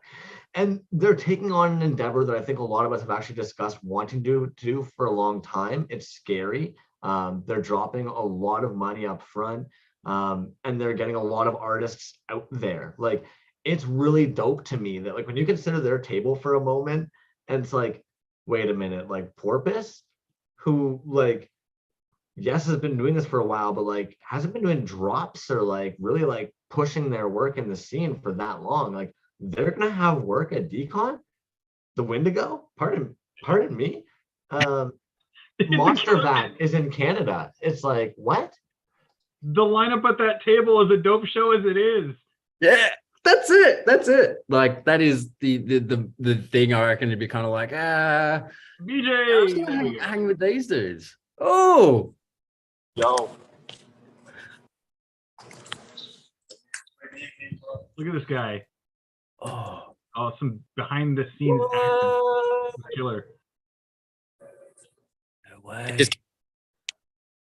That's what's up. What a is trip. going on, dude? Yeah. They just kicked us out. They said, hey, you guys aren't supposed to be in here anymore. We said, we know that. Bootleg access. Just snooping around a little bit. All kinds of shit set up already. Oh, whoa. You were maybe dropping off some toys at a little booth we were maybe talking about, eh? Indeed. Yeah. And I know someone's going to say something about this because they were pretty strict about not filming anything. But you know what? Fuck it. Yeah, man. That's going on. There's lots of dope shit. Look at this guy. Flexing. What a sexy motherfucker. What's up, man? Is it you guys? I saw Sam come on a little bit. That was legit. Yo, let's crack it. Sam, what's happening, my man? Not much, man. Must be exciting to be there, bro. It is. This is man, this is bigger than what I think it was last year. Here's a Porsche. I don't know what this is all about. I think SEMA just got over, which is a giant car thing, or like what is it? Luchua. When does it keep? Does it start on Saturday or Friday? Is it like Tomorrow. Yeah, cool. Cheers, boys. Anyway, how you going, bro? Going on, Fletch? Not much, mate. Just wondering. Man, Resin Blood's like, well, you just come. Everyone's going to be there, like, still loading in after midnight. And I'm like, you sure? And he's like, yeah, man. So we come and then we get kicked out. and he's gone to a restaurant. He totally played you guys. Hey, come on in, just so you can get your ass kicked out. Right. Yeah. Thank you. Thank you. Like, thank you. Day to you, sir. Man. Something cool to these things. That is surreal, though. Look who's with me, mate. Oh, got a photo right there first on Eddie. Fuck yeah, man. Yeah, bro. Oh, is this? Yeah. Oh, fuck. I thought it was just Titty. Oh. Yeah. Fletch didn't know this was Titty. This was, I thought I was just chatting with Titty Bean. No, we just live streamed the Thursday night viewing of Decon. Pre-game. That's the Thursday pre. Yeah. So, anyways, booted us, but we'll be back. Show opens at 5 tomorrow. I think I got to get in there and buy a couple items, and then I'll start streaming again. So maybe around yes. And tomorrow's a shorter show from 5 to 9, and then open up again on Saturday. At what time? What time Saturday? I think like 10 or 11, man. 10 or 11 on Saturday, something like that. We'll be back again. Like we got a bit of sleep in, which is cool. Yeah. I'm with Stormy when he says you got to make a fake Toys Alive all access pass for when you're for while you're out. I brought, Vendor pass. I brought a printer as well. I'll Photoshop one for you. Send it to me. Yeah. Perfect. The fucking vendor pass and just add that. Yeah, it's actually from Flex's girlfriend, but she is not here at the moment. So he hooked me up just to get in there real quick. And the security guard was like, nah, show's over. He said, we'll give you 3 minutes to get in and out. So, 25 minutes. Did you guys travel down together? Or did you guys link up down there in Anaheim? No. Yeah, we just linked up down here. I flew into San Diego for work today, then drove back up to Anaheim. And then he drove down from NorCal today. So Spice Dreezy's supposed to be here tomorrow morning, I believe, at some point. This is about a 6-hour trek from his house in Arizona. Arizona. Yeah, but the party starts now. The weekend starts right now. It does. What sucks is I have to work tomorrow morning while I'm out here. So we'll Man, just don't turn the cam on and just you'll be fine. You'll be fine tomorrow. yeah, right. Do you feel 10 feet tall right now? It's hard to feel 10 feet tall when you're standing next to Fletch. You better be real tall when you're standing next to Fletch. I'm 5'7", so I'm not that tall, but yeah, I know what you're saying, man. It's a good feeling to be here. Fuck yeah. Yeah, it's crazy, man. I mean, you have Disneyland right across the street, so there's just a lot of activity in general, including the guy smoking fentanyl on the corner up here. But it's just kind of an active area altogether, which is kind of cool. It's all lit up, at all times. Let me see if I can flip this camera around. But I mean, Oh wow. like convention center's back there, and it's fat. There's just lots of kind of, I don't want to say nightlife, unless Disneyland is nightlife to you, but anyways, that's it, man. That's about all I got for tonight from Decon. Well, fuck, dude. We appreciate you hopping in and sharing that, dude. That's a blast. Absolutely, dude. I had to download the app on my phone. I'm like, this isn't even gonna work. I'm like, oh shit. Perfect. All right. Fuck Thanks yeah, for man. hopping. Crumbs, you're a champ. No, man, you are, dude. I can't wait to see what tomorrow brings, dude. I'm really excited to see it. Thanks Yeah, for behind the scenes. Have a great weekend, guys. Enjoy Decon. Yeah. Hey, anybody want something, hit me up. Talk to you guys tomorrow. Peace. What a fucking crew, man. That was sick. That was so funny. It was just like, hey, it's better than Jay. What the fuck? Just out of nowhere. No warning. And this Love it. happens to be at the convention center, just checking out all the booths before they're set up. Half of the Yeah. booths aren't even set up yet. People are arriving still. People are flying in for the show, and we're already seeing behind the scenes stuff. That's so cool. So good. Dude, fucking legend. And that's what's actually kind of jokes about this toy scene in general. It's full of fucking legendary type people, man. You're all fucking legends. It's kind of fucking surreal sometimes. I can only imagine what it must be like to be there right now. WTF. You fucking buzzing, man. It is like that. Like what I, not being a sport person, what you would imagine the fucking Super Bowl to be, if that's something that just like that energy in the air and just everyone fucking excited, not just to kind of see who people are, but see their work. There'd be so much, just crazy fucking energy, and just it'd be unreal. And just to have, I guess there's also that getting used to being big in-person events as well. Actually being a fucking live event rather than being at sort of a reduced capacity or just being an online thing. It'd be just nuts to have that many makers physically in the same room and exposing each other to so much stuff. And just the general size of it, fuck, it's so big. Even the amount of makers that are gonna be just creeping around. The reality is there's just gonna be dudes walking around that you'll have no idea are huge makers that you're in love with their toys. Yeah. Well, you said earlier there's going to be toy companies showing toys at this show too, not just little dudes showing up. So you're going to have major leaguers walking around going, oh, that's pretty cool. I wonder what that is. So Yeah, the opportunity, yeah, the possibility of fucking opportunities and that sort of thing there, and networking and just kind of and that sort of shit. Hopefully, not too many big companies come and just fucking rip everyone's work off and be kind of like next year you just say that kind of like, hey, this is feeling a bit similar. What's If the taste? anything, I was creeping, and I love Jack Black is obsessed with these like crystal shard looking dunnies. And the amount of pictures he has from like decons and shit where he's just like holding one of those and you're like, that's surreal as fuck. And then fuck, there was another one. Somebody that has infinite money Yeah. spending their money on this stuff that walks around.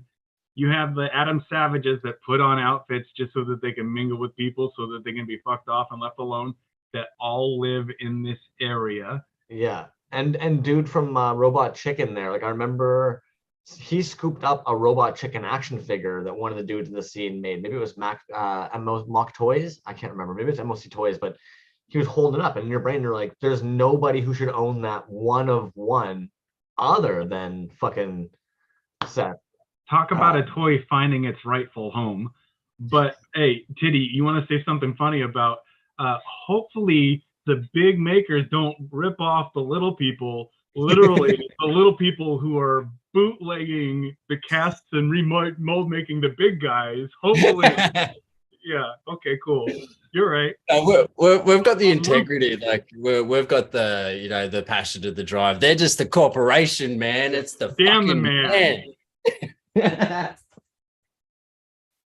Yeah, I didn't. That honestly did not fucking occur to me at all. Hilarious. Hilarious. I dig it. So good. So now I'm curious, are you in the garage right now taking a quick moment break from work, or are you about to cast something up? No, Are I we just in the came out Bat for Cave? yeah, I just came out for a smoke. Actually, I like realized it had been like an hour, and I was like, damn, I feel like a smoke. And I usually like to break the reality that there is a shitty resin cave here, just covered in dust. pouring in a shed that I'm happy to have power in, just because I can't smell the fumes. So like, yeah. I think that's the compulsion. I think I'm like hooked on the fumes. I think it's gotten to that point where it's just kind of like, oh, maybe there's a little bit. I need the fumes. Yeah. Well, if you're gonna take a smoke break, and we're gonna be talking about fumes and decons and tiny little heads and all that fun shit, I'm gonna open up some tabs. I'm gonna make you guys look at my share screen for a bit, and we're gonna go through a bunch of cool more things I things. want to buy. Well, so for starters, I don't know if you guys saw, but Burial Boba actually got a really lovely package from Funky McClunky, who ended up 3D printing a bunch of heads that are going to be of size for the next wave of his little homie guys. Yeah, that's going to be really cool. I was happy to fucking see that, man. But Titty, when you were talking about your guys earlier, it was hard for me not to think about the fact that it's like, well, we now know somebody who's got an OBJ file and somebody who's got a handful of tiny little heads. Yeah. It's just kind of the thing, like, and again, kind of going back to the, like, what's the next fucking stage? And it's like, there's the 3D kind of like printing thing. I never actually thought how good it would be to just shrink shit down and then probably have that scale match a little bit better. That's fucking genius. It's so clean as well. Like, I'm real sketchy on some 3D prints, but they are just so clean for the scale as well. It's insane. And then I don't know if you guys check this guy out. He does a lot of 3D printing, but he's a fucking phenomenal painter as well. Under Our Knives. Yeah, he's wild. Dude. Okay, I was looking at Bone work on that is awesome. Yeah. His work's actually like insanely clean, man. Underrated as fuck. I was looking at this being like, no. So, reminds me of like the Food Fighters. Those are dope. They reminded me oh dude, yeah, good call. Food Fighters. For some reason, these instantly reminded me of Operation Hunger Force. Yeah, you know it. I got you. I'm a stoner. What can I say? Of course, it made me think of fucking Aqua Teen Hunger Force. I love on one of the Aqua Teen Hunger Force behind the scene, like director cuts. They're joking about the fact that like the network only puts them on at 3 a.m. in the morning for stoners coming home from parties at frat houses. They know their audience, but it still has the most viewings at that hour that any channel has, so they leave them on. So cool. Oh, I Or saw it's these. Still like, They okay. I still want one of those Moonanites that they made the LED boards that caused the bomb scares and everything. Those were fucking dope. All the D cell batteries that they like. Ooh, that whoever Gorilla marketed that was fucking sick and ingenious. I have those pictures saved somewhere. I'm gonna make one day. You guys see this? Yeah, Navajo is insane, man. so these Killer this idea, morning. though. Genius, absolutely genius. So clean.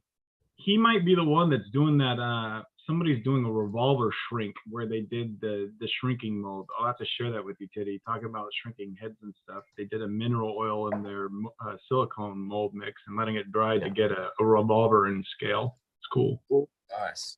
What is the real science behind that? Anybody know? Is the mineral oil drying and essentially like permeating into the silicone, causing it to shrink as the mineral oil dries? So if you mix mineral in with your silicone, as it evaporates, the mold shrinks, which will bring your mold down to little scale. If you make your silicone now and stick it in and let it absorb, it will get bigger and you can expand bigger and get a bigger. Right. Okay. Thank you. But you lose Stupid. fidelity too. Mm-hmm.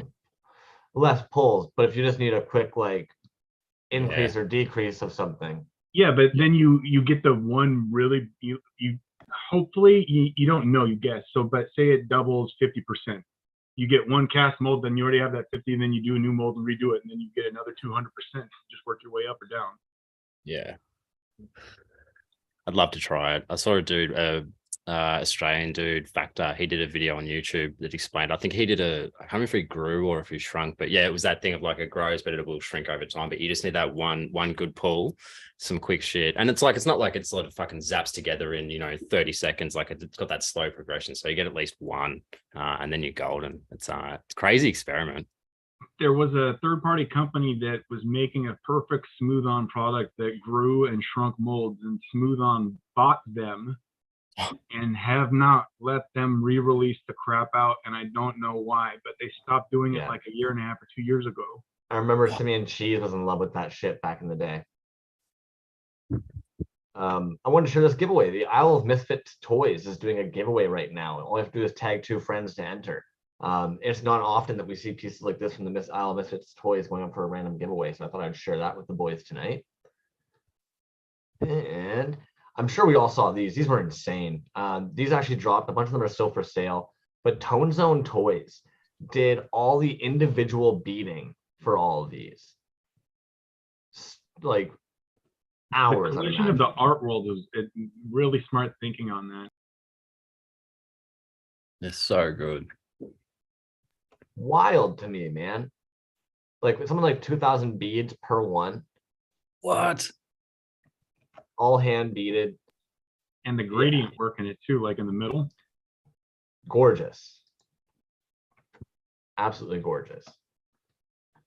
Oh, sick. So apparently Craftsman's actually got a video for the growing and shrinking, which would make total fucking sense.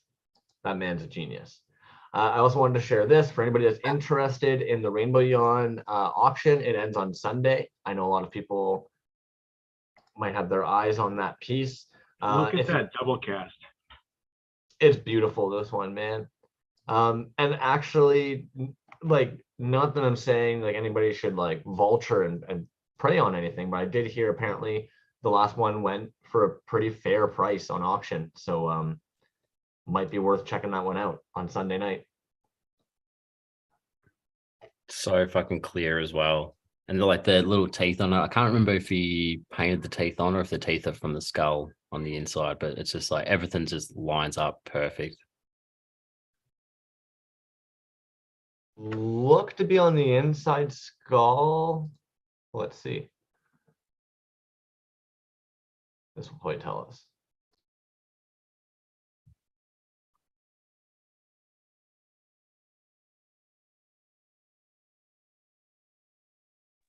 Is it going to show the head part? Drooling, drooling, drooling.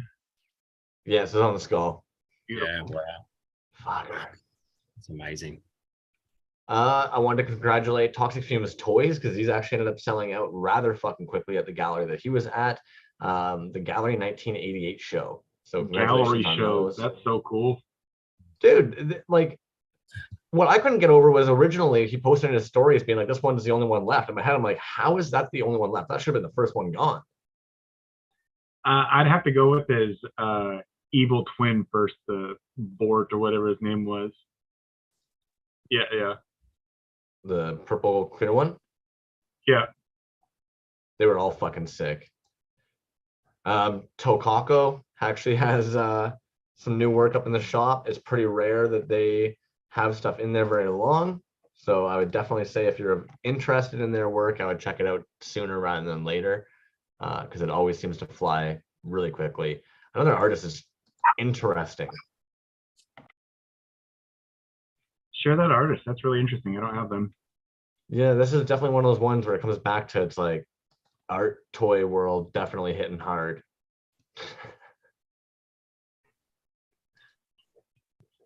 And Monster Forge doing a drop this evening. We're not even at the decon posts yet. Yeah. I'm just bombarding you guys with fucking drops that are happening. I'm sorry. Monster Forge is just slamming out shit after shit. How do you know Monster Forge? What's your relationship with them? I've known Chuck for forever. Like October Toys, I talked to him. I've colored work for him that he's had published in books because he draws as well. They're not the same fucking person, are they? Am I that stupid? Yeah, he's Monster Forge. Oh, my dick sucking. So Kaboosh. But I've known him for forever, and we just talked to him on Facebook. So You did just blow my mind. Yeah. I wasn't aware of them. They're sick. It's so good. And also Tukako. Yeah, I've never heard of Tukako. How do you say it? Tukako? I hope. These blew my mind. Nama Studios. Check out this fucking Santa Claus. Like, That's how's the cake? brutal, man. It's so cool. Like, Christmas is quite a ways. I'm pretty impressed this person already has some Christmas pieces just ready to fucking go. there's people that are playing it's Christmas stuff music already. No, you gotta wait till after Thanksgiving. But toys and stuff, you gotta be ahead of the game, and that's awesome. That Krampus figure is dope. The Krampus is dope, but Santa Claus with an axe and a big fluffy cape, like, Yeah. yo. I don't know what the fuck this guy is. Ghost of Christmas Past? I don't know. Oh, it looks to me like it looks is there a show something called like kids show Gumby. like claymation? Oh no, maybe Gumby. not. What's Is this it from bird? Gumby? No, I don't know. It looks like that to me, though. It looks like he'd be one of the things that Gumby and his horse tried to save or something. Yeah, true.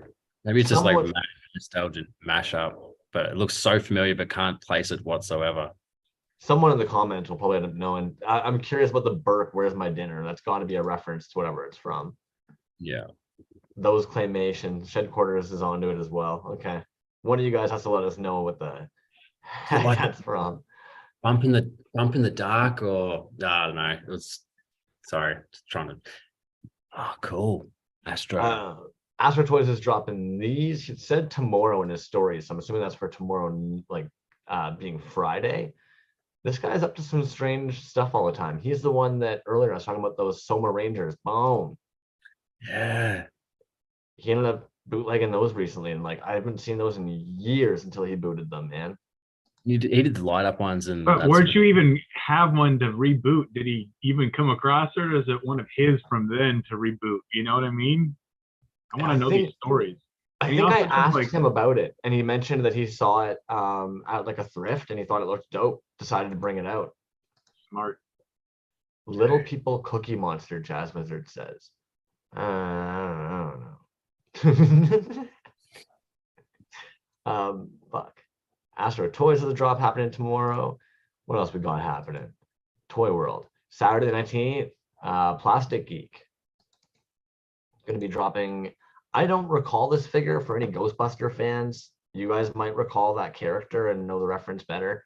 I clearly don't know anything. It's about a Toys. spoiler from the latest movie. Yeah, Okay. Dirt Farmer. I think he called it. Yeah. Yeah. Ghostbuster Afterlife, new release, Dirt Farmer. Yeah, I don't know. Plastic Geek has like sporadic drops, but it's a really fucking dope collection as well. Yeah. Plastic Geek is one of those people from way back October Toy days, way back, way back when too. Oh, shit. Well, of course. Now we're into the decon posts. So it's about to be a big fucking onslaught of just copy and pasting of shit, obviously. There's so many artists for this. People that I haven't even actually heard of prior to decon. Plastic Meatball is obviously definitely one of them. These look dope as hell though. They do really good work. I got the Halloween one, so I ordered them ages ago. I think it was through like Fright Rags or something, and waited like a year and a half, and then got them, and it was kind of like, actually, who the fuck made these? Like, who? I had no idea. Actually, like, sculpt and produce them. I just knew that I got them from this retailer, and was kind of like, they're cool Halloween licensed figures that aren't like reaction ones, and then actually got them and was like, holy shit, there's a fucking company like Plastic Meatball. What the fuck? They're really good. Just some little indie dogs. Mukoyama is going to be at Decon with some figures. I know how everybody loves their glow in the dark vinyl, glow in the dark anything. This dude honestly has some great ideas. He like originally when he was releasing his figures, he would do them in like mashup styles where it'd be like you could pick different arms, bodies, heads, and like you could actually just build your own figure based on all like the soft vinyl pieces that he has in his shop. That's cool. That's a really smart idea, and then I bet you that gets him to be creative too. Yeah, exactly. Lets him just kind of keep on sculpting. Like in my opinion, these are dope as fuck. The rain cats. Ooh, those pink eyes. That's so cool.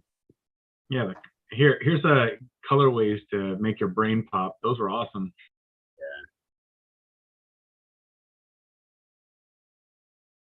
Valor and Vellum. So last week we were sharing the ones that look like tiramisu, but I couldn't help but notice these fucking glow boys today. So of course I had to grab those. Oh shit, Jazz Wizard says that him and Jimmy got the time figs and got their Psycho Gorman figs. Damn, dude. That's kind of like, that's what I find is weird about this toy world, man. Like it's deeper than you think sometimes. And some of you guys have fucking way bigger collections I'd love to see than like we have any idea of. TNT Plastic's gonna have some decon pieces there. These fucking dudes. The glow game out there right now is wild, man. It's crazy. It's really cool to see how they figured out all those tentacles, and then you know it's inverted, so it's an easy pour.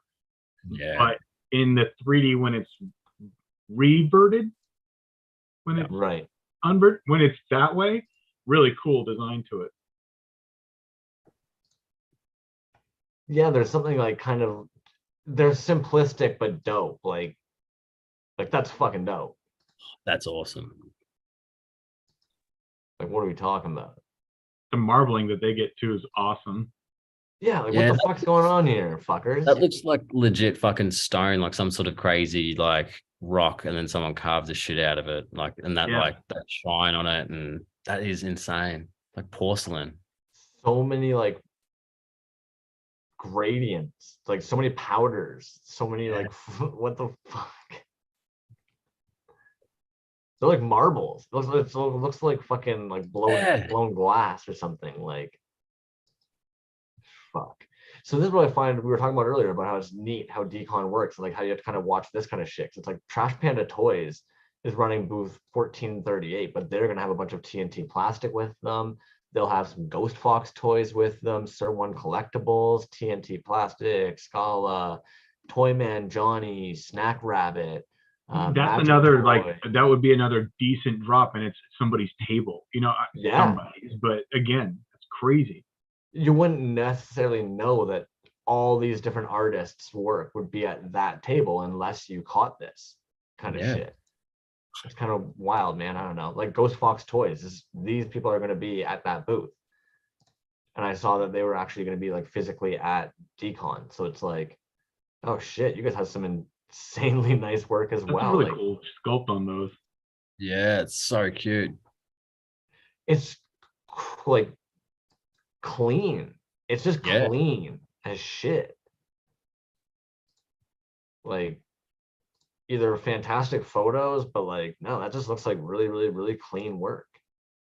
No, it looks like they make like a line of toys that a girl, I'm not shit talking, but like my niece would be like, hey, I want this whole line of toys because I like this artist. And then you would go looking for them, that looks like proper in-store stuff. Yeah, absolutely. That's sick. Ghost Fox Toys.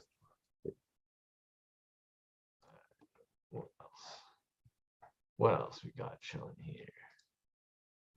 Boom, Big C creates. So I've pulled these because I've quite a few times probably. His little baby fats. So these guys are going to be at Decon, and they're also doing a collab with Fifth Turtle. Yeah, Fifth Turtle is pushing that pretty hard, but the double and triple cast on that is crazy too. Yeah. That. They're like little crazy bones almost. Back to how like the game is just being pushed hard right now, man. Like everybody is, and a lot of these things, what I find crazy is like, oh fuck, Kyle Kerwin, we collaborated on a piece, got another one coming too. Shit, dude. Toss the link in here. We'll pull it up. Yeah, the game's just getting pushed. Like 2 years ago, we weren't seeing 3D designs being done as often as we are either. And then print being able to come out as clean. So the boys, obviously, Tycho Tacos. Fletch's like videos and like hype reels and stuff he's been putting out, really good. He fed it, man. He fed the machine this week hard. Yeah, they're dead on, man. It's so good. And another prime example where it's like, so Tycho's Tacos, Laws and Fletch, Spice Dream Toys, Hurt Toys, The Wendigo, Plagued Earth Productions, Strife 7, Hence to Meet, Healy Made, General Porpoise.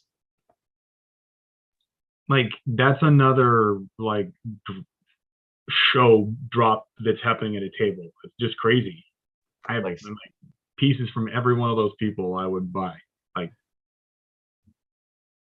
he got Healy made, which is fucking absolutely insane to just kind of be like, yeah, like the one table that got Healy made is fucking the homies table. Like that is fucking awesome. And that is like credit to like Healy just being a fucking dude, man. Like that is so sick.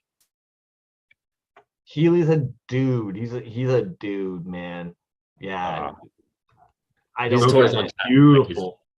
It's just fucking, it's dead on. Like hearing that dude, yeah, on with Yucko chatting was just sick. It was like one of the, like, I love listening to Toys on Tap. Like I'll listen to all of them, but that was one I just like fucking sat there and just obviously listened to. I'm a massive fanboy, but and just how kind of humble and cool he was. There was no fucking ego. There's experience and that sort of thing, but there's no bullshit. Like, just loved it. Fucking sick. Sorry, I'll stop now. Don't be sorry at all, man. I like that. Like I Gush. I get it, dude. Gush. Bring the hype. So Folklorian has solved it. That little Nema Studios blue guy with the Christmas hat is apparently from something called Trapdoor. Oh, yes. That's what it is. That Folklorian. Thank you so much. Be scared. Worry about that trapdoor. Something like that. It's like there's a little claymation. Cut that. Share that with us later.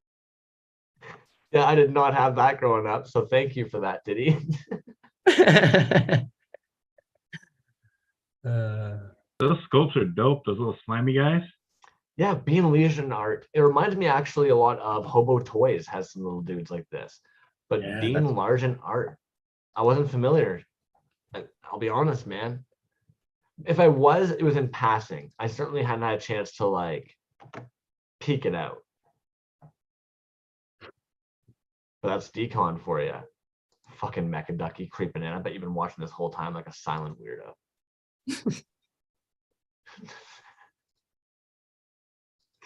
All it takes is seeing eventually something cool enough that you're like, yeah, okay.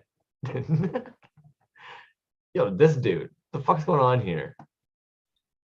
That's sick. Those are glass compatible that were just Gotta released be. on Kickstarters like 3 years ago. Okay. I think it's this. It might be the same toy pizza or pizza Oh, guys or one of those guys. those guys, when I first got into Toys and I saw their page, I didn't understand Glyos. I thought they were doing it so right. I still think they've got it down really good. Yeah, nice to the slice. Genius. Nice place, yeah. Yeah, that's fine. That's like Glow is in right now. I don't know It's gonna why. be really okay. Glow for life for me. Obviously, I'm a Glow whore. You can call it Glow Cane. I don't. And it just speaks to me from being a kid that, you know, you get the rare version of something and a glue. You're like, awesome. That's for me. Cool. Don't know why it scratches that for me. But it's gonna be really interesting. Like how many versions of the Masters of the Universe, my brain is farting right now, the not Skeletor clone, what's his name? Oh, was that Scareglow, Rainbow? thank you. But like, I know that that's hype, but like, it'll be interesting to see if any of those big guys see how many of the small stupid guys, Titty included, that are like glowing marbles. You know what I mean? Like, who's going to pick up on that? And is there even a really big thing out there? Or is it just going to be like a small time thing for forever? I don't know. Healy was actually talking about it on Toys on Tap recently about how he feels that there's actually a resurgence right now of a lot of glow in the scene.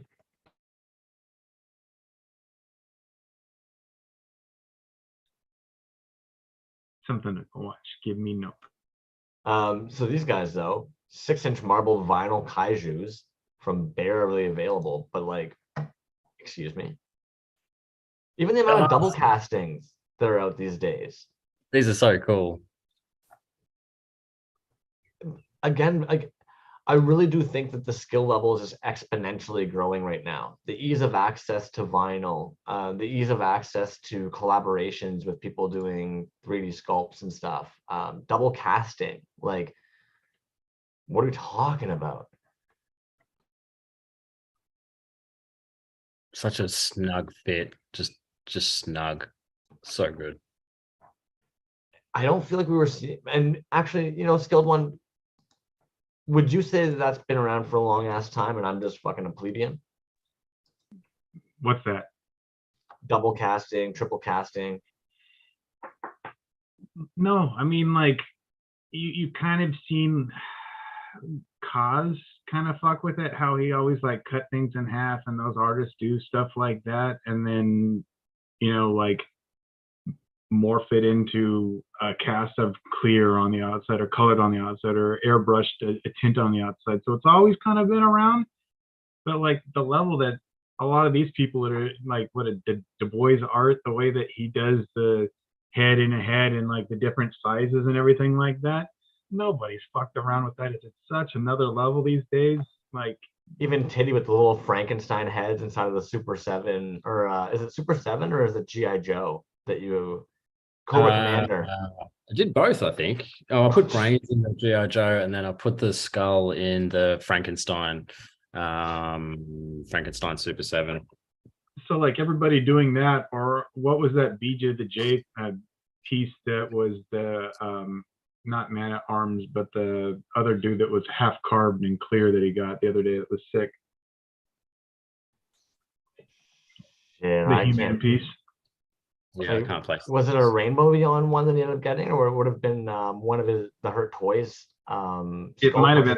It might have been no, it wasn't the Skull Crushers, but it might have been a Hurt Toys. Somebody in there will know what I'm talking about. The bones that was. Oh, give me a second to look it up. Move on. I'm gonna stumble. Talk about cool shit. Well, Dead Grady's been in the scene for a long while, man. And admittedly, like these are a dope drop that I wasn't sure when we'd end up seeing them drop, but it's dope to see it, man. Yeah, And it's of course, good old Dove. such a smart idea. Love that. Clean too, man. Yeah. Consistently clean. So if you guys aren't familiar with Dead Greedy, definitely get on board with that. He was actually the one that did a live and spread the word of the copper wiring for molds. So every now and then, watch those lives when you're just chilling around on the weekend. I promise this is a fraction of what Fletch will have. And from what I understand from B to the J, the prices that are glow. stupid. Look at that backer. His hand-drawn art is like comic book artists who did that for a living level of skill level art. That's crazy. Like, what are we talking about? That base, man, like I'm not a Motu kind of person, but that's a fucking sick. Just the backer just by itself is awesome. Just perfect.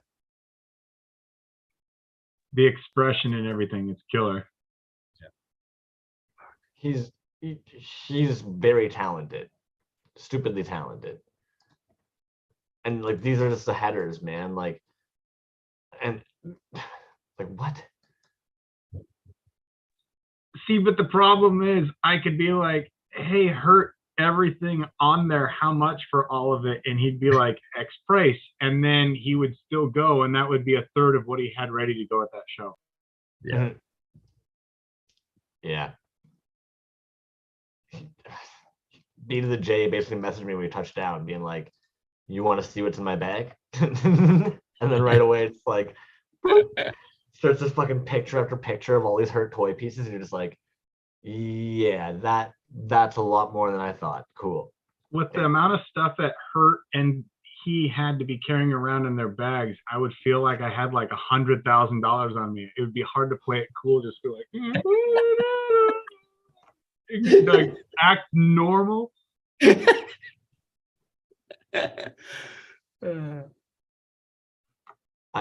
Yeah, man, absolutely. Yo, Alrighty, Bodie bro. Road Studios. This figure is dope as hell to me. Chernobog. But yeah, I guess his little one loves this character. There's not many toys of it, so he decided to make it. Whipped up a couple. So it's funny to me. I think that's what I liked the most. I was like, as if like it's neat that somebody was inspired to literally just make that toy from scratch, start up to end, because their little one loves that character and there just weren't any versions of it out there. That's rad. I think that's probably a really cool part about being able to make toys, man. Make something that doesn't exist. Creature Bazaar, another fucking fantastic example of a table that's going to be out there that in my opinion is going to have some huge heavy hitters at it. Definitely worth taking a peek over there. What booth are they going to be at? Boom, boom, boom, boom, boom. Fuck it. But yeah, Science Patrol exclusive. So if you're looking for some Science Patrol Cranstons, he's gonna have the crunchy chicken versions that are gonna be with him. Otherwise, bunch of fucking fantastic artists over at Creature Bazaar. They're also doing a viewing Friday night. So I'm sure that'll end up being posted. Boom, boom. Is that Creature Vision thing? Yeah. Yeah, cool. And it's gonna have Punk Drunkers and Artist Skinner. That'd be a dope ass fucking event to be sitting at, man. That'd be nuts, man. Like that lineup is fucking crazy. Barely Human Art, Blitzcrank Toys, Buena Spoons, Candy Bolton, Choke Hazard, Draculaser, Headlock Studio, Paul Kaiju, Mai Nagamoto, Mutant Vinyl Hardcore, Rampage Toys, Retro Band, Shiramaha. I didn't realize they're gonna have some of those. Holy fuck. Science Patrols, Terrible Horror, and many more. It's like, pardon? And also Draculaser is a sick fucking name, period. Yeah. Draculaser is a really fun artist, man. If anything, I'm trying to think of one of the collectors recently started posting a bunch of their pieces that they have. Bliss Perceptor, maybe, or Scorpion. Fuck. But yeah, fun pieces. these people are Canadian, and this caught me off guard. Husband and wife team, dude. Check the amount of fucking vinyls they have. It blows my mind. Grumble toy, is it? Yeah, Grumble Toy. They have a stupid amount of soft vinyls. Like, it's crazy to me. I was on their site, the amount of like ginormous 8-inch, fucking 10-inch pieces they have, 5 fucking articulation points. The glow Reasonably on priced. that llama or the colors that they use reminds me of the China swords back in the day. It's such a hard, that right there, that green to yellow to orange, everything. It's such a nostalgia color. Good Well, job. what are these? You know, this I'll admit, this artist caught me way off guard when I came across their page, and I'm like, okay, you're a Canadian for one, which, like, from Winnipeg, like, pardon? And then you go to their website, and it's literally just like a relentless amount of stuff. Where do I want to go here? All products. Like, how many people do we know that have this many vinyls being produced? We all know how much it costs to get a fucking mold made.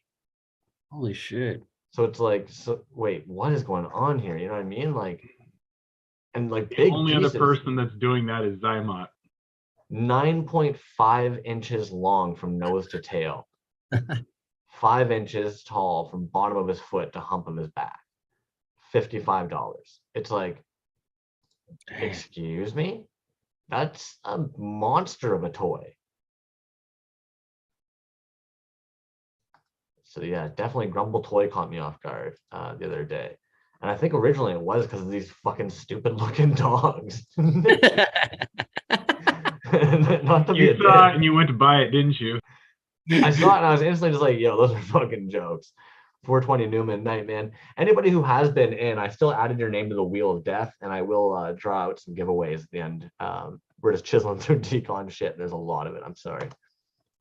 Boom. But Grumble Toys, and of course, you all saw a little sneak peek there of what I was talking about earlier. Science Patrol is going to be bringing some Cranston. If you guys don't know, Cranston goes fucking fast, man. Somebody said in the comments a moment ago, yeah, like that Creature Bazaar booth is going to get, it's going to be bad, man. I bet you somebody will fight somebody.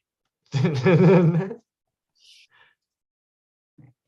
boys are a different breed sometimes. It's going to be one of those jingle all the way, like Turbo Man's, like, I'm looking for a Turbo Man, and they're going to be like fighting each other. They're like going hand over fist. That's my Cranston. Dudes, before we go, I'm gonna bounce. I'm gonna take Hazel for a walk and such. It was Yes, wicked man. having you guys, man. Thank you. And great show, dudes. Keep punching through them. Fucking deep on. I can't wait to see like what else is going to be happening with people doing some bit more behind the scenes, and I just want some motherfucker to walk around and just like do a quick nip around and just a couple of photos, but just live vicarious and shit like that. So fucking stoked. It's going to be a good weekend. I think a lot of folks are going to be doing that. I think a lot of the people that we now know going to this show are at a point comfortability wise where I think they will be probably doing a lot of lives, a lot of videos, sharing a lot of that content this weekend. It'll definitely be a live vicariously through the homies weekend. Fuck yeah. Awesome. Thanks, dudes. Thanks for chilling, man. I really appreciate that, dude. Try to have a great rest of the night, dude. Day for you. Good, man. Thanks for having Enjoy me the on. future. Thanks, good one. Have a great week, Diddy. Peace. Thanks, man. Catches. Groovy. Bog Squad is actually going to be there as well. Somebody actually get their hands on a piece from him.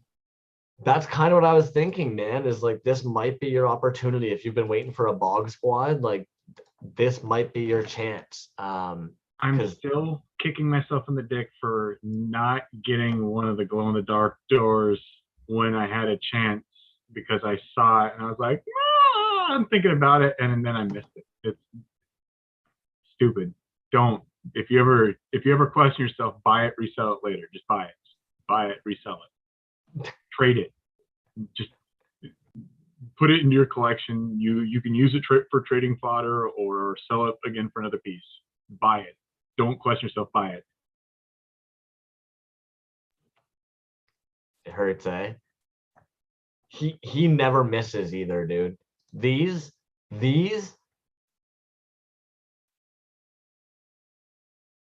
never misses. Silly. Fucking Bog Squad, ladies and gentlemen. So yeah, they're gonna have a bunch of pieces there. Another example where it's like they're gonna be David Kaufman table. Yeah, out of nowhere, you're going to be like, oh shit, I didn't even know they were here. If you didn't follow, obviously.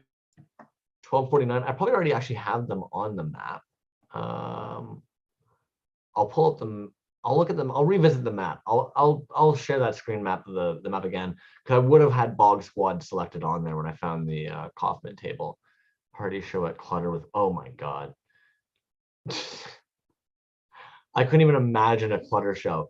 Kyle Kerwin, I'm okay. What is your you probably even told me before too. I need to know your IG handle because I'm not placing your account, man, and it's driving me insane now.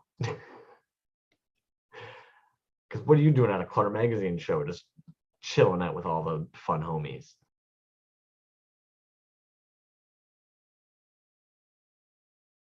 So this is the David Kaufman table. Back to some of these tables, like they're a jizz fest in and of themselves.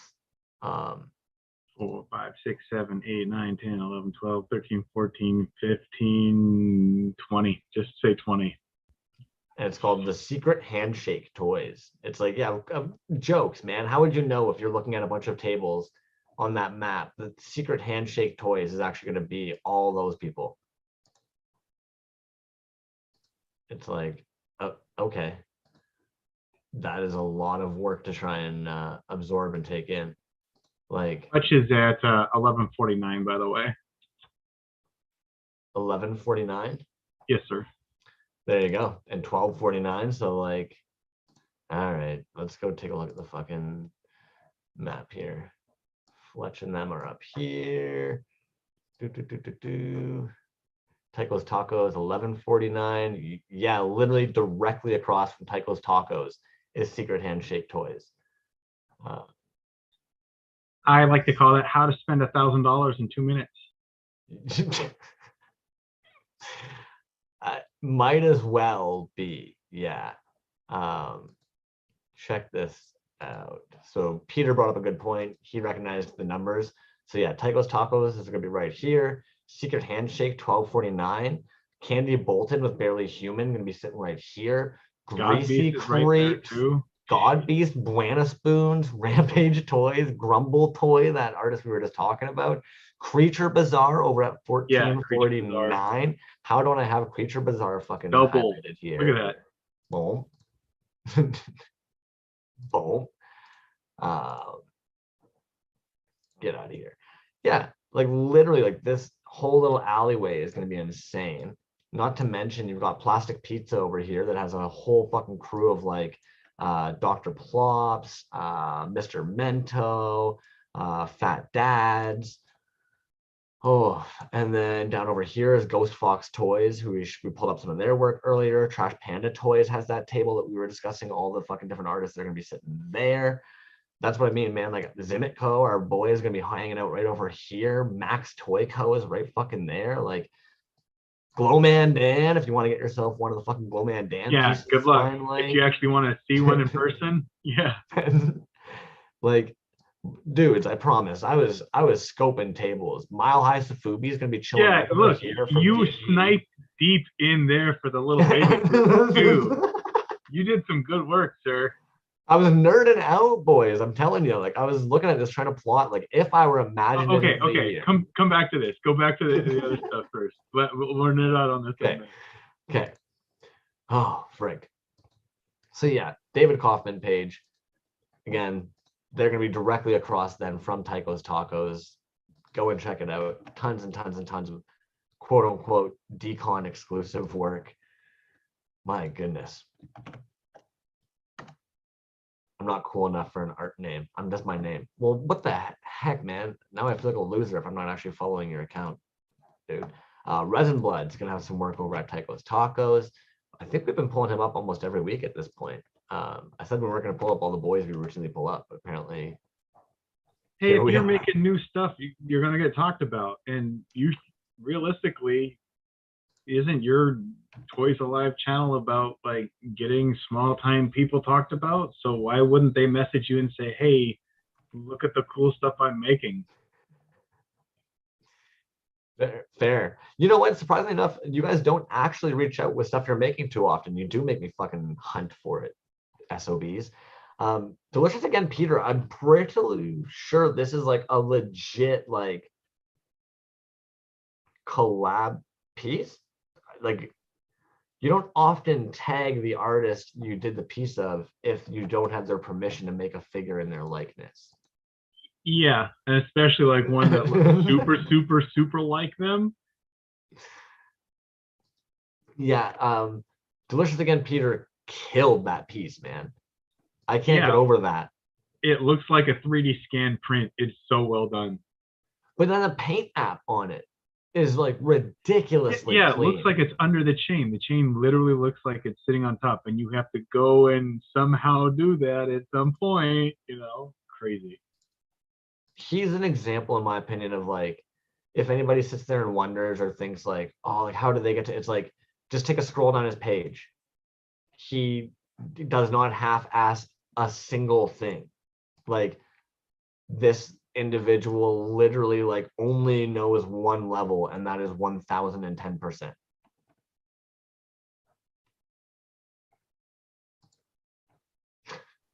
Stupid good. Incredibly good, man. Everything they do is clean like that.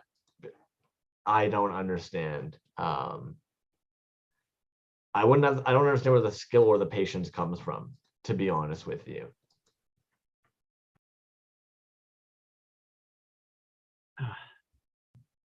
So good. Another artist that, in my opinion, if you would like some of their work and you don't want to do a pop shop live, and I bet you Mechaducky's gonna fucking laugh at me because he shows me this artist, he knows. Dingy Dave. Get your hands on some Dingy Dave this weekend down at Decon, because otherwise you're not going to acquire it unless you're Mechaducky. Fucker gets his hands on whatever he wants.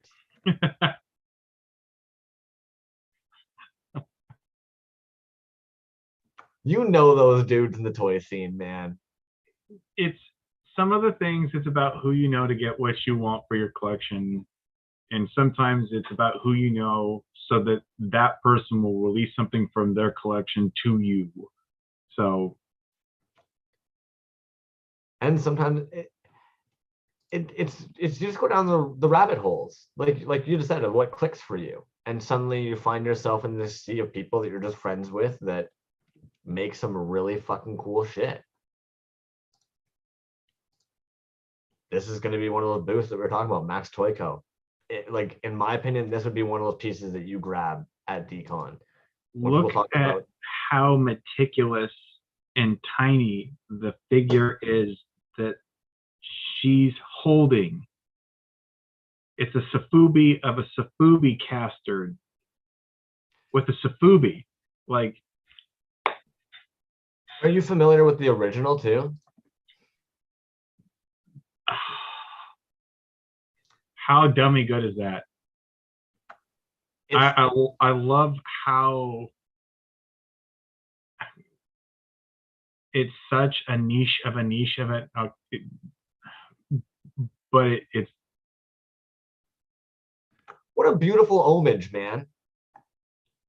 Like, I already love the Safubi man figure, but the fact that like we're now getting the Safubi woman figure and that she's got a little fucking Safubi kaiju that she's holding on to. Are you kidding me right now with a little airbrush? Fucking... So you'll be able to do every time you can make every one of her different, but each one of the kaiju can be different because stupid smart.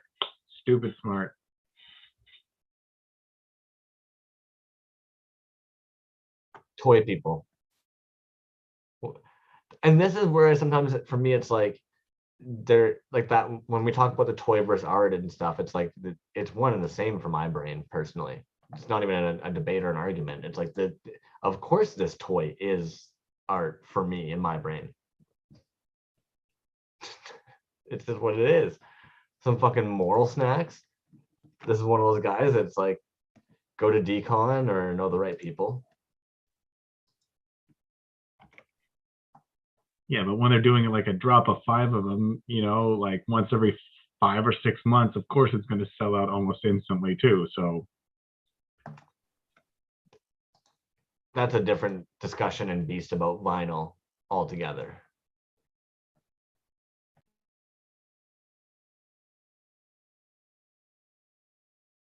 But I will say, I think the movie personally that this references back to is one that I like a fucking lot.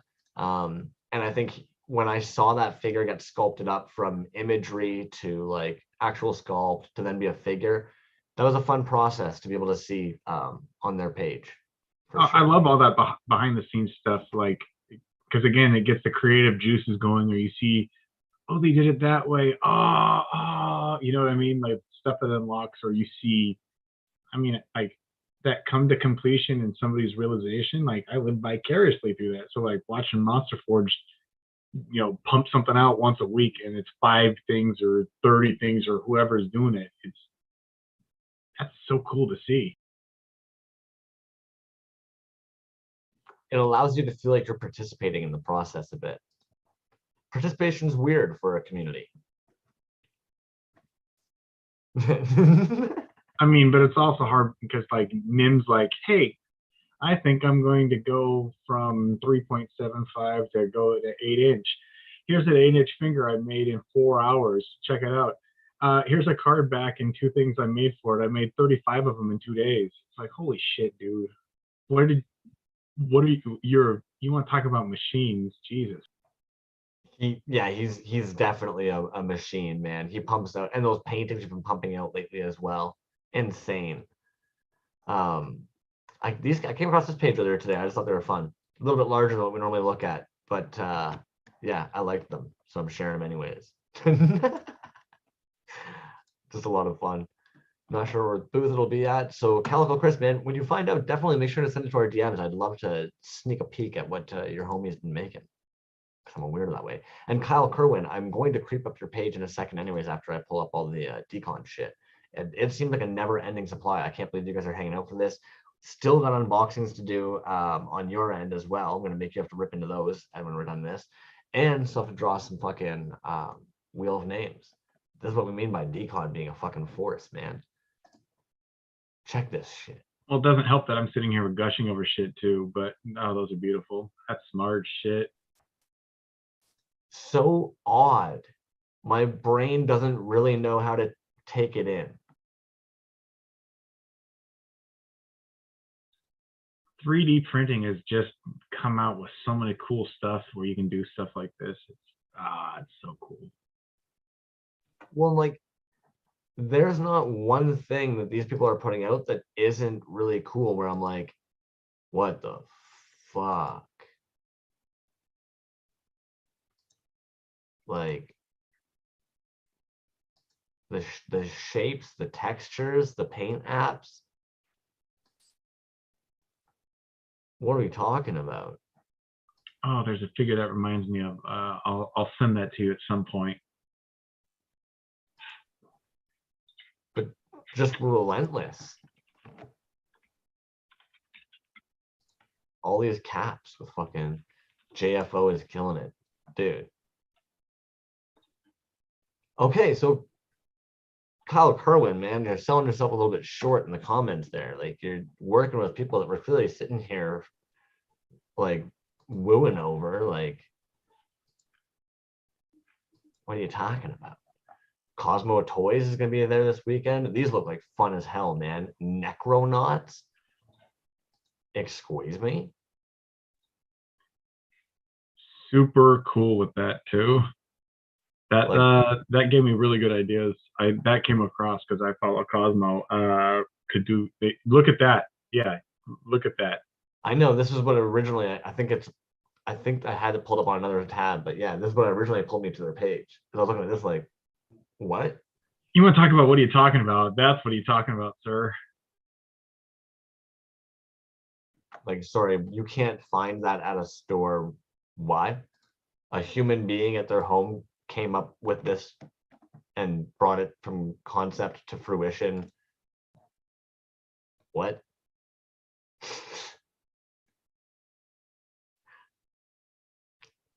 Yeah. I don't understand, man. Like, back to how like the makers are just getting wild. It's like,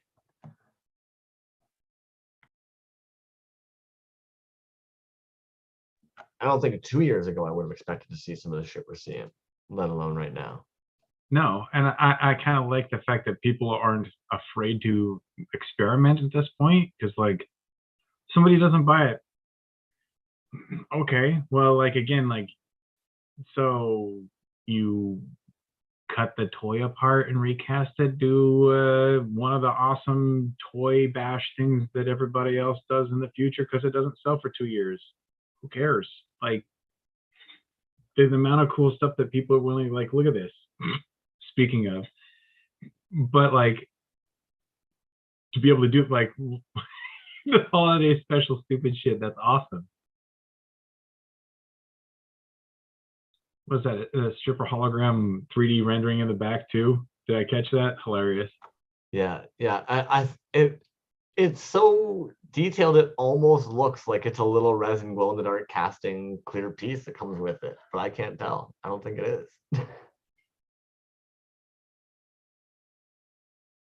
But this is the shit that gets to exist because of the indie toy world.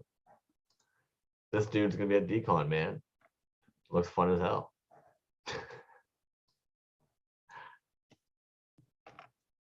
I can only imagine what it's like to be some of these artists that are gonna be going to decon, man.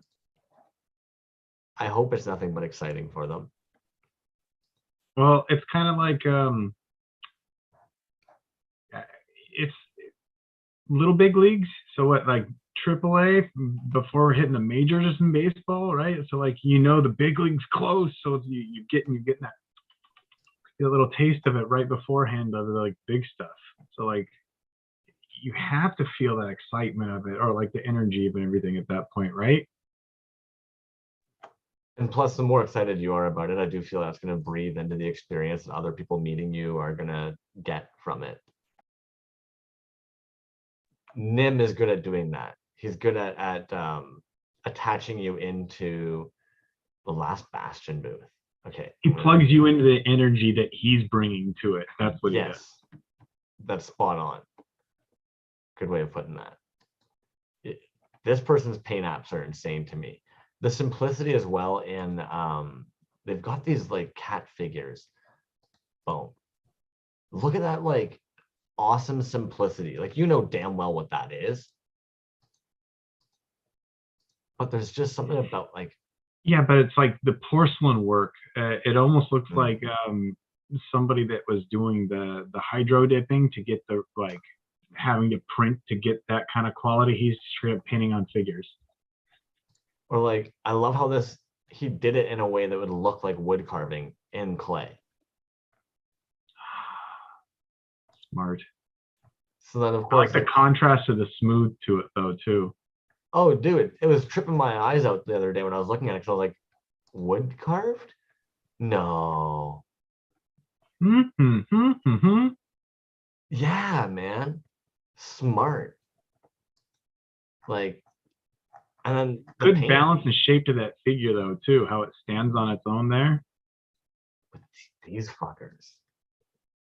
The chunky dogs. Little dogs, little cats. I guess it's like whatever your brain wants to kind of put there for a four-legged sitting thing. I mean, whatever way you want to paint it, you can do anyway with it too. So, and their paint apps are just like gorgeous, man. Stupid. So they're gonna be at decon. This is how we end up with like a 3-hour fucking episode all the time. I mean, okay.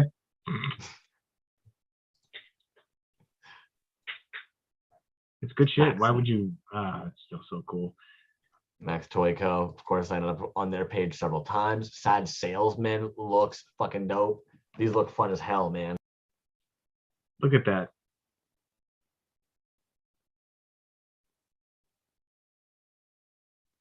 It's The wild. simplicity of the simplicity of the rainbow makes me still go "Urgh," and drool over it. You know what I mean? Like it's cool. I'm just blown away sometimes by like the types of vinyls that even exist out there. When dudes like when they approach a company and they bring out a brand new vinyl and you're like, pardon? Like, okay. I feel I've seen that character style in something before. It's like it's very familiar, but it's super original at the same time. It's cool. It's fun. It's almost like it's a weird kaiju monster, but at the same time, like he's so tubby and silly that like you can't really be scared of it. Yeah, it's almost like an Adventure Time figure at the same time or something.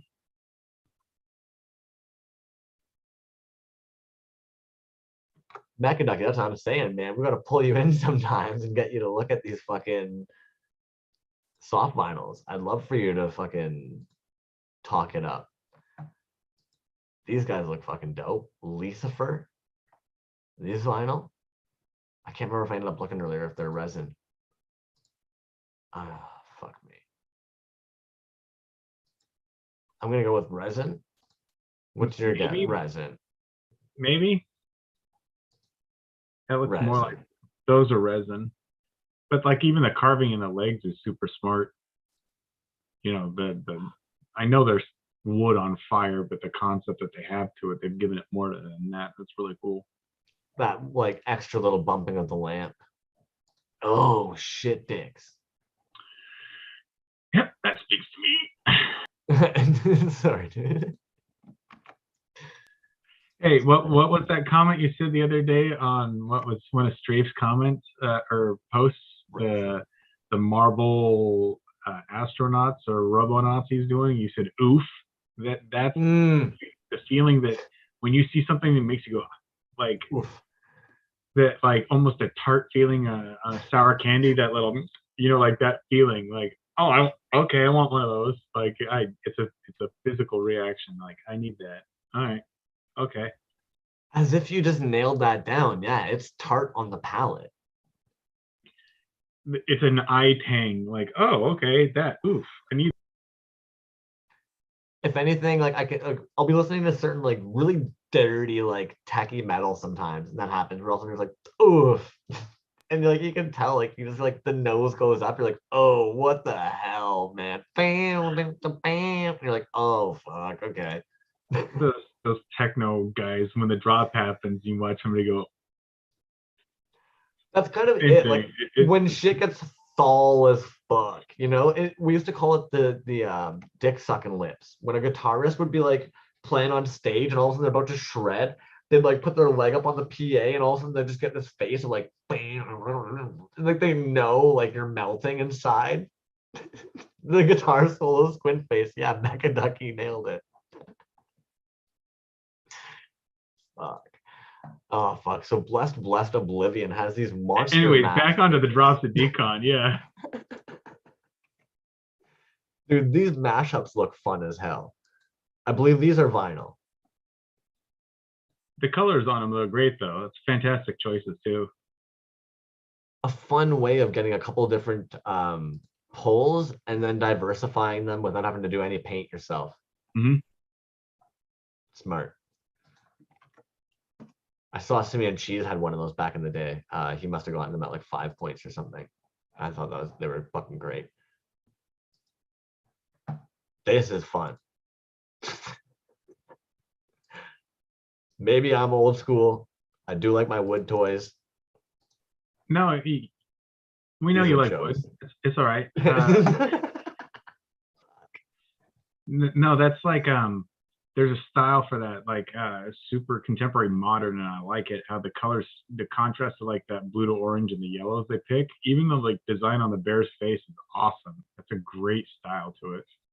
It reminds me of like a busy town character. That's a good one. Yeah, like dude, I expect to see like a worm driving an apple going the other way or something. Yeah, man, busy town, exactly. You know what's up. They're just nailing it. It is interesting how much, I don't know, man, how diverse I guess the toy scene is. You ever seen Sometimes You Gotta Say Toys? I don't think so. Okay, this is non-DKE related or decon related. Fuck, I always do that. New But tab. We'll get to it later. yeah, you got to Message see me this. on Facebook or Yeah. Insta. Fuck, yeah, okay. Yeah. All wood, 3.75 figures. Fat Dad's Toys we were talking about last week. That he's gonna have a very few. That guy's a reviews there. machine too. The amount of people that he's working with are just pumping out. I don't believe he sleeps.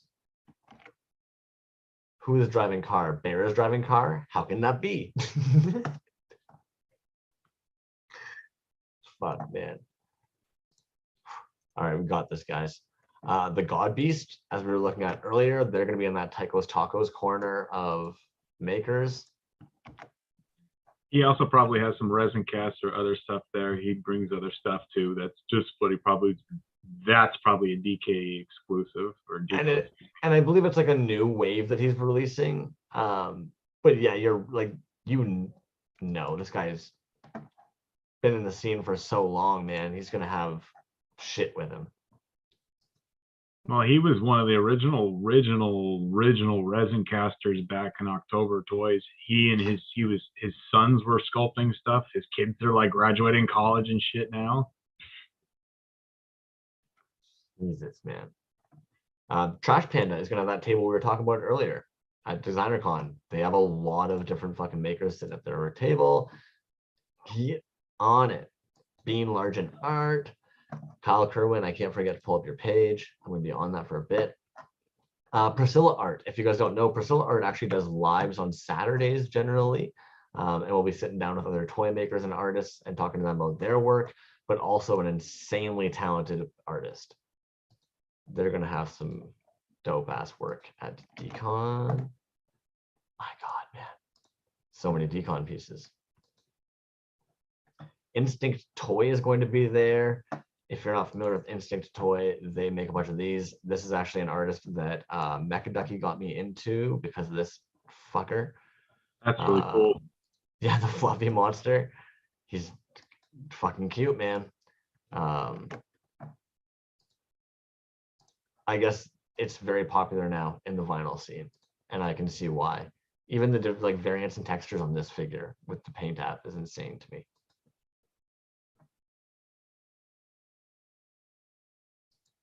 Toys. Mile High Safubi is going to be there. So if you've ever been curious about how to bring a sculpt you have or an idea you have to life, Mile High Safubi is going to be at Decon this week. It would be definitely a good idea to talk to him. He's probably, in my mind, one of the first soft. I don't know anybody else who is pulling soft vinyl in America in the indie toy scene. That's another gateway person for you right there. If you want to get into something like Titty should talk to, I mean, how do I get into Safubi right there? I don't know if Titty wants to go Safubi at this point in time. That's yeah, more you got to why work he your way up. doesn't. Yeah, if he wants to. And I mean, Titty's known about Mile High for a while. But I think Titty, if he did go this route, I think it would work very well for him. That if he ended up having a character that got sculpted, much in the way like the Raider, right? But he's got to have something he wants, like you said. Again, it's that spark where you go, oh, that's the thing I want, or when you have it, you have it. Yeah.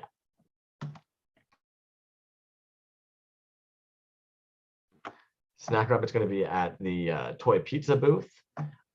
I dig their work, man. This is another one that Mechaducky and I have talked about a couple of times because I actually find it really interesting how they manage to double cast and get like a pretty consistent. I'm on Plastic Pizza's page right now. Pretty consistent pulls doing that.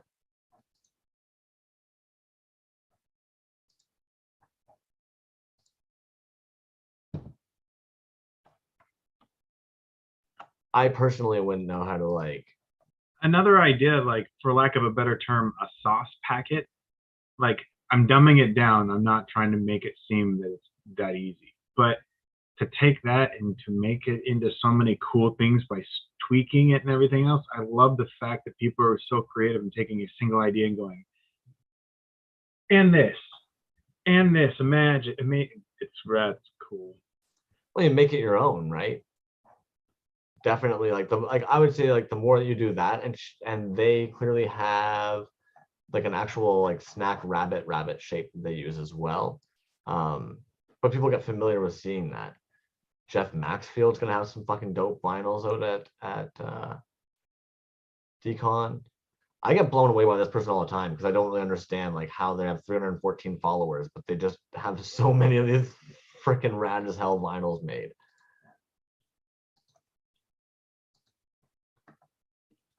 Toy World, man.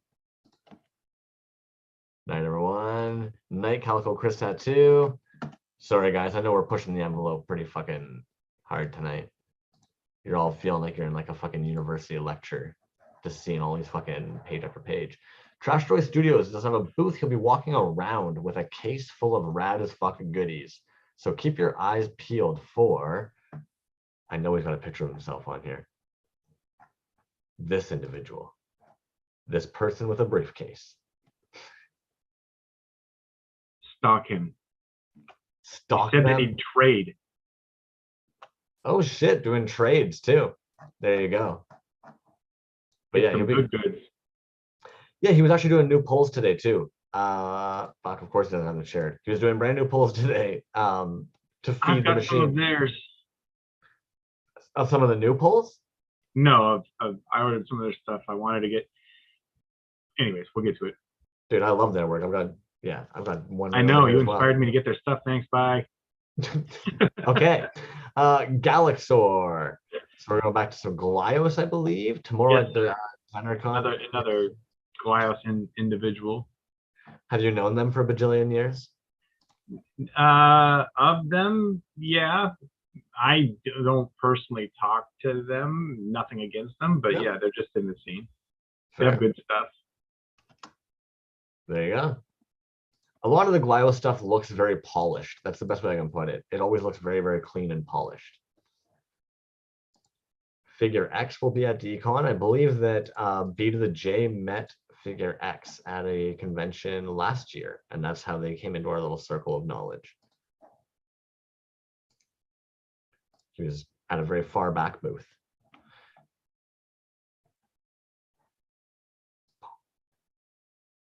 Nothing to say on that one. I'm trying to let you go fast, but I was taking in how awesome, meticulously sculpted like the antenna was, and even the missile on the backpack there. It was really cool. His paint apps. Oh, that's cool. Stupidly clean paint apps. And yeah, a very versatile figure, man. Back to how it's like you design something and you're able to then like just keep building upon that design. Yeah, that's really smart. Figure X has it figured out, man. Smart dude, does some great lives as well. If you're ever interested in watching somebody do some paint apps or sculpt work and seeing what they do. Oh, I creep on anybody that's live. I hope everybody else does. That's the best time to try and like just capture something, man. You throw it on as some background noise. Bootleg Toy Co. You following this person? I don't think I am. See, but that's why I tune into stuff like this. You guys are supposed to be like, hey, check out this cool shit. Check out this fucking cool shit. That's yes. Like, what are we talking about? Okay, Mini Cyborg, $8 each. So I'm gonna go to the Etsy right now. 11.17 Canadian. 2 inches. So $4 American before shipping. That's cool. 11.17 Mini Hell Masher. It's like, damn, dude. Those are really cool. Yeah. Great pricing, man. Original sculpts, it looks like. Fun pieces, dude.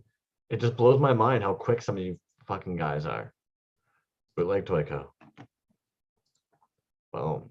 Yoli working on some new pieces. She's gonna have prints available in her shop, and also they're offering commissions right now. Commissions open for Christmas time from, I believe, anybody. I believe that would include Dark Maiden toys, Geezer periodicals, or only Yoli. Boom. Pick a Yeah, person. Yep. that's pretty cool. Where you could just order a Christmas present and arrive to somebody. That's a good idea.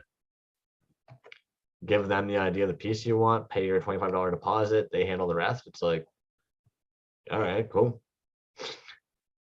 I think the fact that admittedly, like, there's only Yoli, there's Dark Maiden toys, there's Geezer periodicals, like one household, 3 options, slam it down. We just looked at these guys, the Blessed Oblivion Monster Mash figures. Kerfloss is gonna have these guys there. I'm very jealous of anybody at Decon that's gonna have first dibs of these. They were busting their ass on trying to get that to come out right with a lot of problems on the arm. Those came out so good, and the colors on them. The Gator, I know it sounds stupid because I know that the Goth Soldier, this is what you're obsessing on. That box that he figured out, the punching on everything, how to make it sit in there, and how he uses the stupid punch for the eyes it is so good. It is so good. Yeah, when that shuts right there, right there. That's so stupidly good. I saved the shit out of that. Right, by the way, I screenshotted the fuck out of how he figured out how to do that. The only thing that you should have done is put the thumbtacks in the corners that you were planning to cut so you didn't leave marks in your artwork.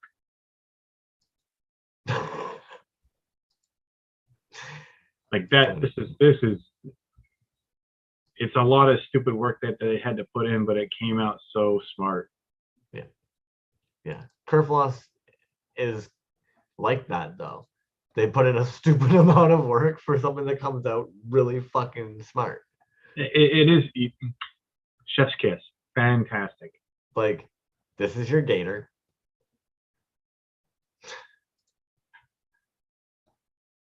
Oh, there's your Gator. Like 4 or 5 times the legs. Yeah. He's a patient man. He's a very patient man.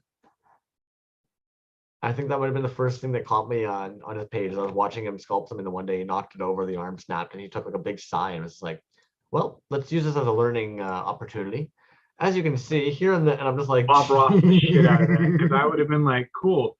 So we're gonna go move on to not doing toy stuff for the rest of the day because I'm about to turn this to paste real quick. Moving on.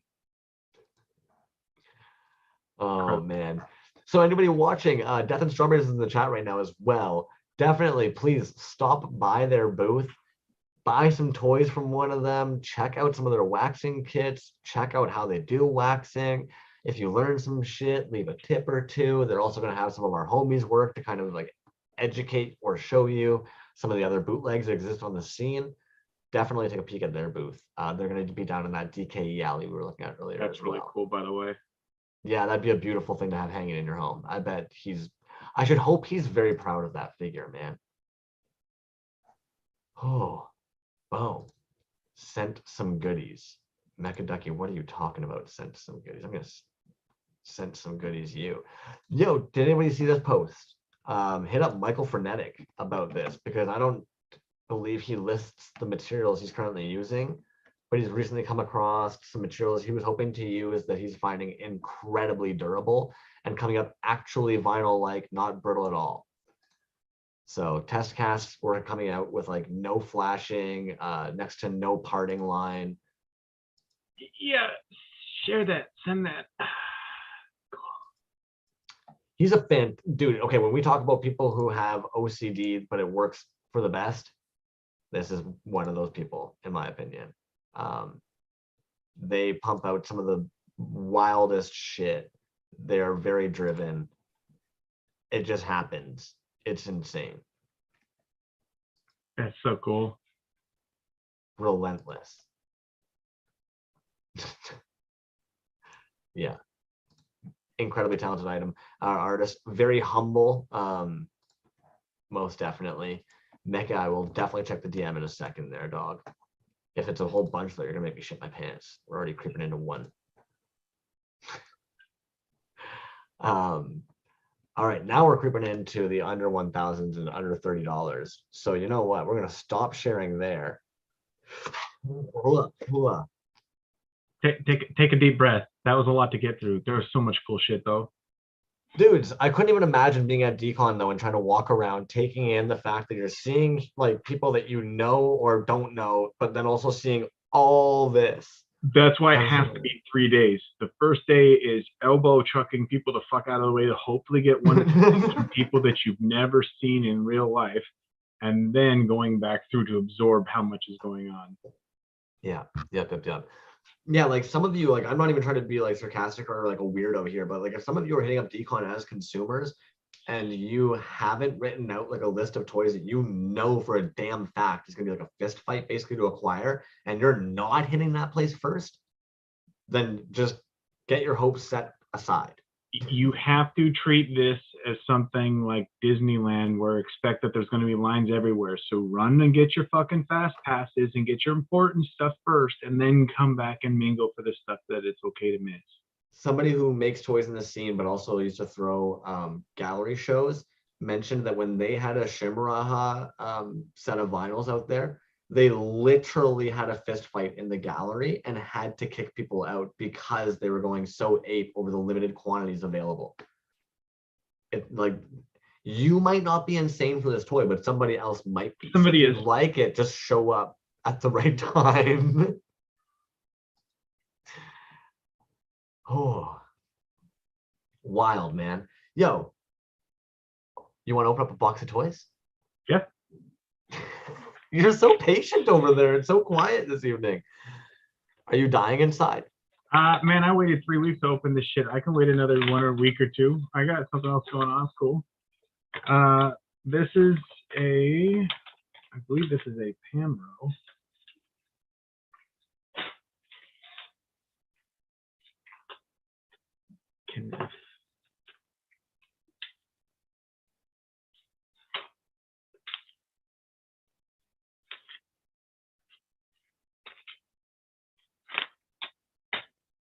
It is.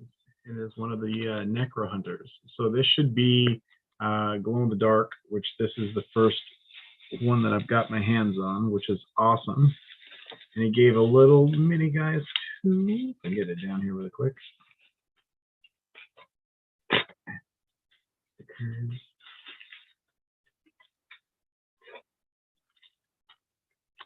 Little mini Necro Hunter as well, which he didn't save. He didn't do the bag on the bottom, so I don't care. But it's a little magnet, it looks like.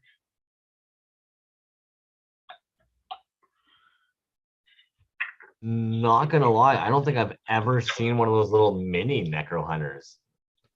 Does everybody get one of those little mini Necro Hunters when they get a fucking... Don't know. I know he tosses a little extra guy or a little something in something. Like he has awesome stickers that come with everything too. But it comes with a little button. And BJ was right. So the little Necro dude,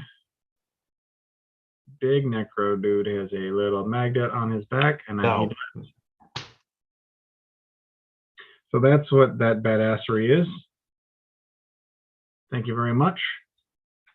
He comes with a killer little gun, and it also looks like a magnet on it, so it looks like you can do. And he's got a sword. But let's see the good stuff. Hi, yes, sir. Yes, sir. All right. Let's get my face off the camera really quick. That's cool. Legs are articulated, arms are articulated, no head, but that's so cool. Story of my life. Awesome. He's still going, and I barely blipped him.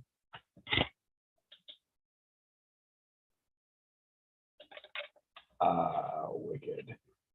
Really good glow in this. And for as thin as this sword is, that is super firm. That's really impressive.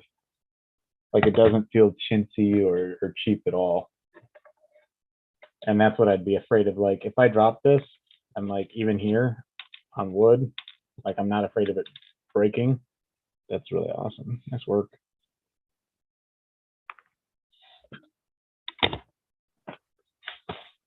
Damn. Speaking of trash toys, I got 2 of his Oh, mystery bags? mystery bags. Oh, fuck. That's almost cooler than the fucking selecting them, dude. So, when I was a kid, my mom would always go to the dollar store, right? And she would get me the minifigure bags because I always liked the tiny little like Ghostbuster minifigures. But she found me a Beetlejuice one, the 3-headed one that you had, because he looks like a ghost. So I always played with him. I haven't been able to find one, so I hopefully got one of those dudes. But looks like, Dude, if you had told me that, I would have sent you one in a heartbeat. And I'm sure Trash Toy Studios. Oh, yes. Oh, this little dude lost a fist. That's okay. I'll super glue him on later. I am excited about that though. Let's see what we have in door number 2 here. That is awesome. Fuck yes. Another button. Oh, fucking awesome. Look at this big egg bitch. And then it looks like a 6-eyed gnome figure. And everything glows. So daddy is happy. Oh, that is so cool. The Also- double cast on that. What's hilarious, that's a Cat Fans Forever sculpt. Shut up, really? Yeah. That's a Cat Fans Forever sculpt casted by Trash Joy. I didn't know that he had molded that. Oh, it's really awesomely double cast, triple cast. I am super happy with that. That is killer. Thank you, Trash Joy. I'll fix that later. You want me to keep pulling through shit here, or what do you want me to do? Yeah, you know what? Let's take a quick little pause for a second. Go for it. I've been trying to load names up into the Wheel of Death. Now, the Yeah, giveaways sure. without B to the J, they're not as cool. Let's be honest. B to the J brings the fucking heat every damn time. Big time. Big Right. time. So first giveaway is going to be, and they're all going to come with a little like, you know, crumbs created thing as well. But for anybody who knows, I'm obsessed with Final Faction figures. I've had these guys since the first run. Not everybody was able to get one from the first run. I was a ruthless animal and grabbed a lot of the first one of Karn guys. So you'll get some crumbs made shit, all 3 of the Karn Wave 1 bad guys, and some stickers, of course, from one of the extra Toy Boys, and a good old fucking pile. So we'll send a bunch of stickers your way as well. I'm going to pull up the Wheel of Death here. If you don't see your name on there, please chime in. I always try and catch you guys during the chat, but admittedly, some of you guys are silent. So if you have any interest in getting some Final Faction Karn figures, the 3 first dudes, some crumbs made shit, and some stickers, chime on in, and I will add you into the Wheel of Death. Mecha Ducky, for some reason I don't have you in the Wheel of Death, so you're going in there right now. Boom. Boom. Kyle Kerwin, I have not forgotten about you. I am going to pull up your page at some point and see what the heck you've been up to. Shed Quarter Creations. Boom. Let's do this. Share screen. Share the Wheel of Names. Boom. There we go. So I'm sure some of you were actually kind of like, please don't send me those fucking Final Faction figures. You'll get some cool crumbs art in there too, and some stickers you don't have. So it's like, eat a dick, you know? Don't be a dick. It's all good vibes, fuckface. But yes, if you don't see your name on there and you do want any of that fun that I've just mentioned, please chime in. I'm obsessed with Final Faction. It's fun shit, man. Oh, fair enough, Suki. I appreciate you, homie. You gotta mold and cast those up, dude. Those figures are loaded with fun fucking pieces. Who, me? What? Who, what? Those Final Factions. Have you ever seen those Final Faction figures, dude? I've seen them, yes. I do not own any, no. Oh, they're fun. Well, let's see. Who wins? Kyle Ah, Kerwin, man. So, dude, I've been saying your name, it seems like 1,000 times tonight. You just so happened to win yourself the 3 set of Final Faction, a weird little crumbs fucking made thing, and some stickers. Yeah, you gotta be So, pretty hyped about that. That's oh. a good fucking night right there. Come in, watch some toy shit, and get some free toy shit. That's awesome.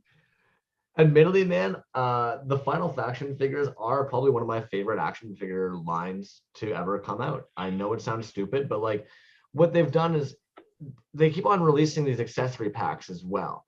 And all the figures happen to have like these like little holes in them. And even when you're looking at a dude and like there's no current accessory pack to go on, like let's say an armhole, you just know you're like, well, damn, dude, like you're gonna make something else. They're actually like the dudes that are like behind the project, even though Dollar Tree is funding it, they seem super on board and indie. Like the amount of like green fluorescence, glow in the darks. They wrote a comic book recently and they even did a post where they were like, hey guys, like we just don't know if maybe like you guys didn't know, but the reception wasn't all that good on the graphic novel, but like you guys kind of begged us to make one. So let us know if you want us to keep making them by buying the first issue and we'll keep making more. It's kind of like, fuck yeah, you're people, you're artists just making some cool as fuck toys. Like it doesn't matter that Dollar Tree is funding it. Like you guys are just a team. Yeah, you're humans. And who cares where they're in a fucking store. Who's gonna clown them if it's Dollar General or who gives a shit?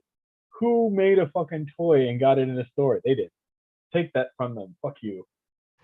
It's trippy, man. And like even like so the synthwave dude, like his arms pop off and like yeah, a bunch of interchangeable parts. Smart set, man. And it's almost like they've really pushed the 3D designing because like everything just fits perfectly. The fact that you can have 3 bad guys where like 6 guns work interchangeably on all of their hands, it's like, damn, yeah, you guys, you worked that out. That's hilarious, man. Well, the universe works fucking whack as shit. Tell me we're not in a simulation. I mean, I think if the Simpsons have predicted stuff enough, we should have realized that we're in a fucking simulation by now. Bizarre, man. Same as I'm not gonna lie, I made a post this afternoon that's gonna be getting dropped. I talked about it at the very beginning about how like I'd love for people to take shelfie pics or ask if they'd like to come in and show us their toys. And sure enough, one of the homies like right before the episode reached out about it. And it's like, damn, the universe is fucking funny. Perfect Dude, timing. you've got more toys to open up over there, do you not? Yes, I do. Lay them on us, man. Who else you got over there? All right. Speaking of one of the people at the show, I got a Henral Porpoise that was on his oh god, that's so good. That he posted on his Instagram the other day, and the UV reaction swirl on this guy is stupid good. Porpoise. This is like, so it's not going to show up on camera. Like you're seeing the head glow a little bit, but it's just light as far as you see it.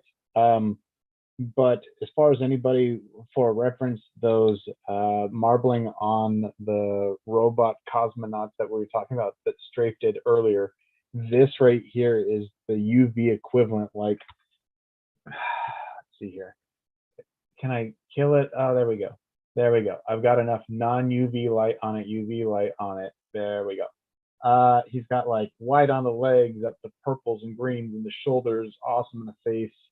This is fantastic. And Porpoise, you do such a good job on these. Yes, sir. I'm excited about that one. Look at that. Like, it screams almost as bright as the pure yellow Pendragon one. So some of you guys in the toy scene have been in it for a while and you kind of definitely get this shit, but I'm not gonna lie, man, I'm really stoked that you have that piece because I don't have tons of Porpoise pieces, but like I'm stoked that we both have this dude, and I'm stoked that you have different legs, but we're almost a similar pour, and that gets me excited. We are Porpoise buddies. We're Porpoise buddies now, man. It's just dope when you're like, oh shit, we have like sibling pieces. Absolutely, yeah. But I love the new legs on that, man. I think I saw him casting those in the recent video that he was posting as well. Yeah, the one he posted one where he was working with this arm and these legs, and I jokingly said clang, clang, clang, clang, clang, clang, clang to it because it had just a stupid amount of just layers on it. But I'm going to be excited what he sees to come up with next. Jesus, man.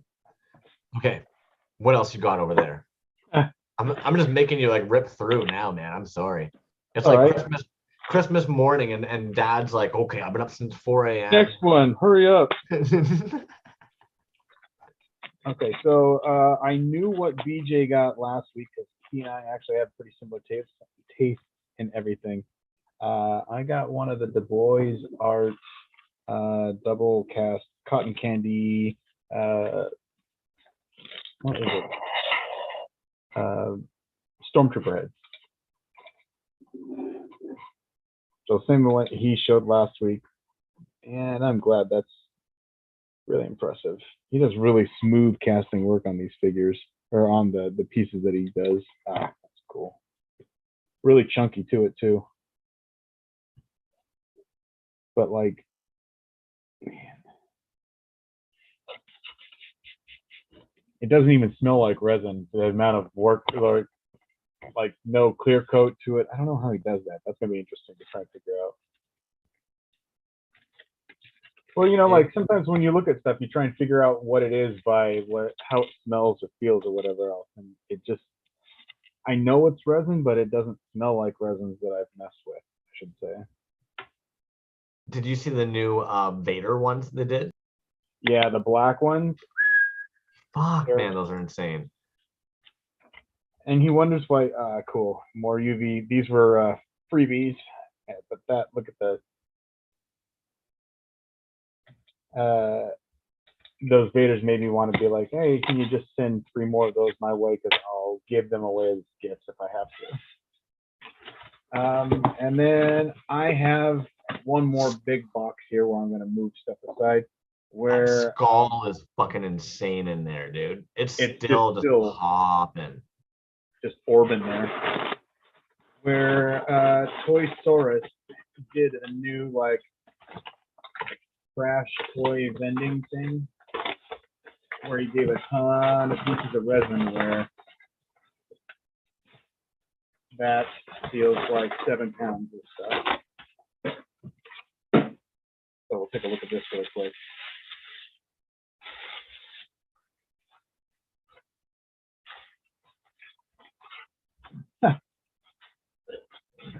Onion to share this.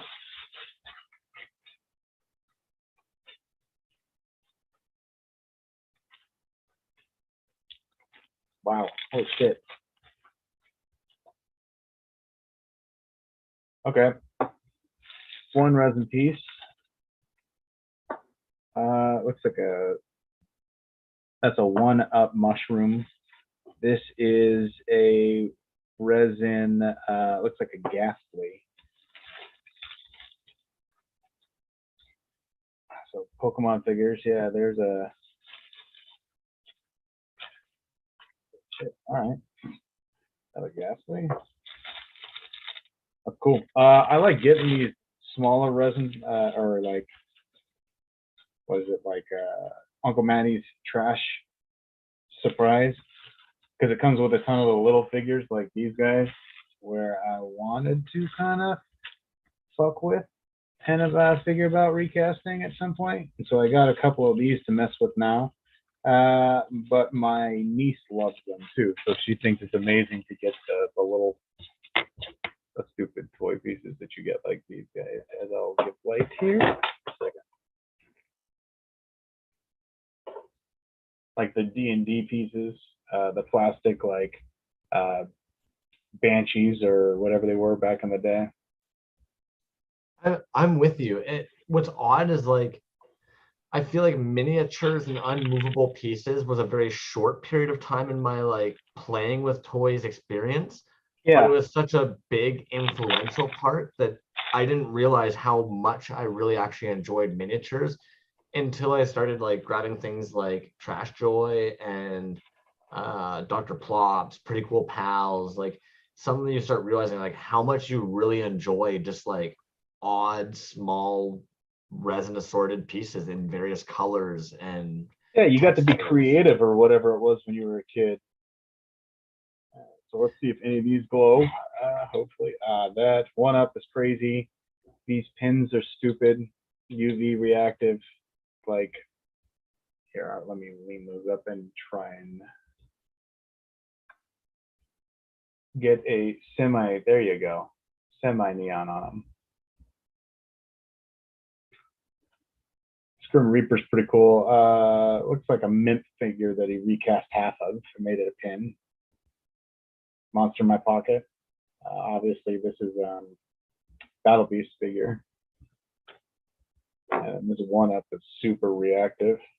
That's actually like an interesting way of like using just like a one part instead of a two-part mold. Just like, you know, if especially if you don't have a pressure pot.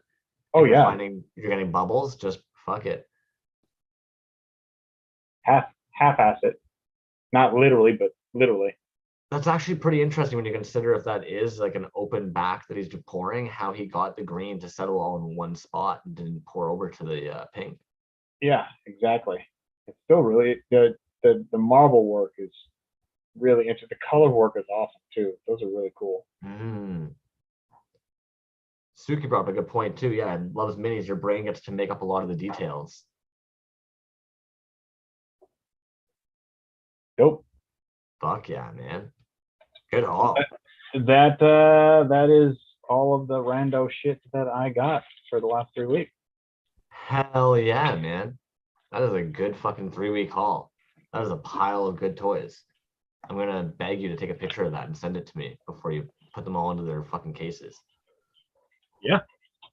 Hey, I'm gonna share a screen real quick of this artist, and maybe you'll know more about them than I know.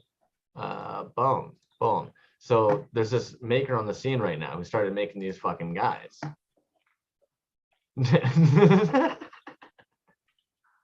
Yeah. Uh-huh.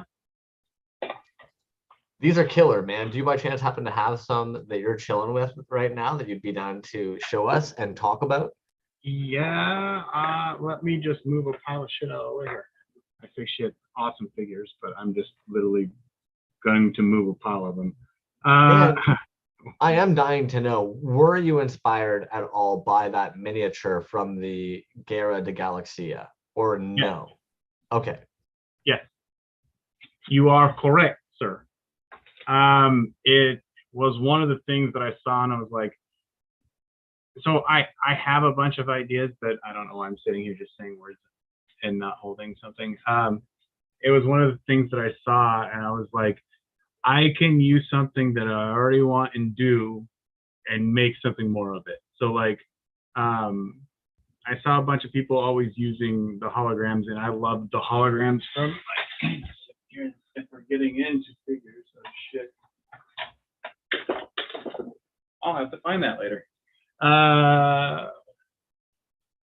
As a kid, holograms were part of toys that you always played with. And glow in the dark was part of toys that you played with as a kid. So I kind of wanted to do something with, again, holograms, visionaries, you know, all that kind of stuff. Again, I'm a guy that likes glow. So when I saw that, I was like, I don't have to make my first idea, which was like humanoids.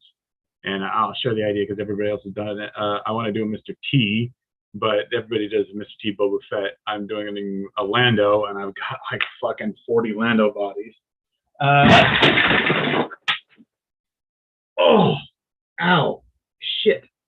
That's probably going to be blood later, and I will have to look for toys later. Are you okay, man? What? Sorry, man. I caught the corner of one of the clear cases open and just knocked literally 30 toys everywhere in my room. That'll be funny later. Sorry, man. That's okay. Toys alive, boys. Toys alive. Speaking of lives, ow. What were Sorry, we talking man. about before that? It doesn't matter. Ah, I was I'm getting up. sorry, dude. It's okay. I'm getting up to show something later, and I will be wary of that at some point. Shit.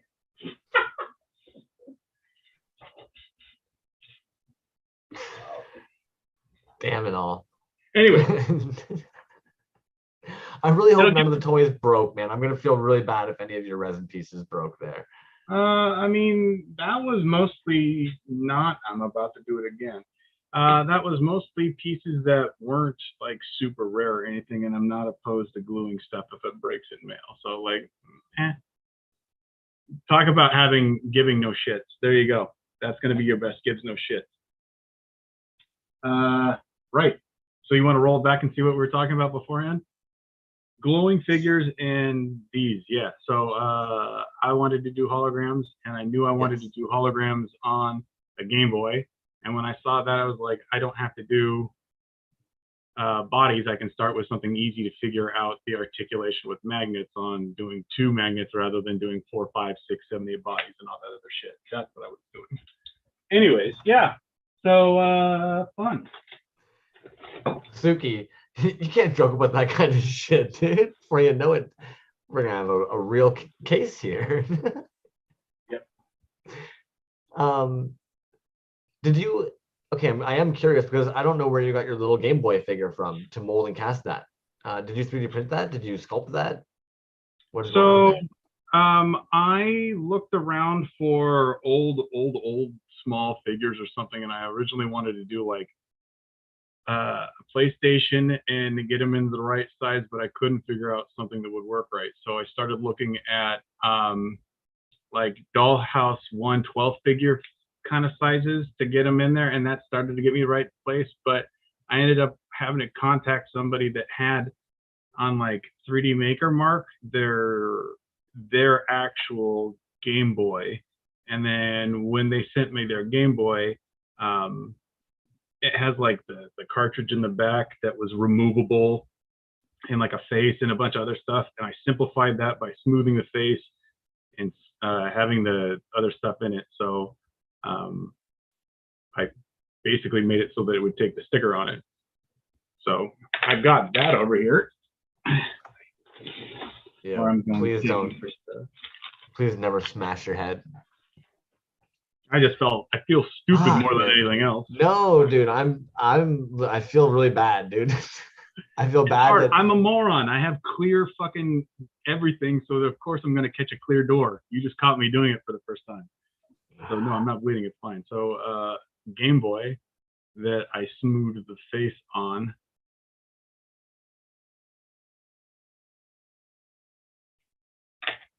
And Left then the cartridge obviously in. once you do that, but I fortunately had them resize their whole thing so that it fits in scale with droids perfectly. So if you look with including the top, it fits body-wise. So of course it's just kit bashing like anybody else does. You take one thing and you make something out of the thing that you see. Suki's curious where you got your hologram stickers made and or where you snagged them. So those I will share with you. Hang on here. Let me turn on some light actually too. Now, Yeah, you don't need to be banging your head on invisible glass doors. So these are all vintage stickers. As I drop more of them, they're called Phantagrams. They're made by Panasonic back in the day. But like, if you look up prismatic vintage holograms, there's a bunch of them on eBay and Etsy and everything else. And then once you figure out the dimensions you want, you just get the templates and you cut them to the size that you want, and then you don't have to worry about it. So I'm not like ordering my custom stuff, but it gives the look of the right 90s screen that I wanted to emulate perfectly. Well, yeah, because they're from the fucking 90s, dog. Yeah, perfectly, right?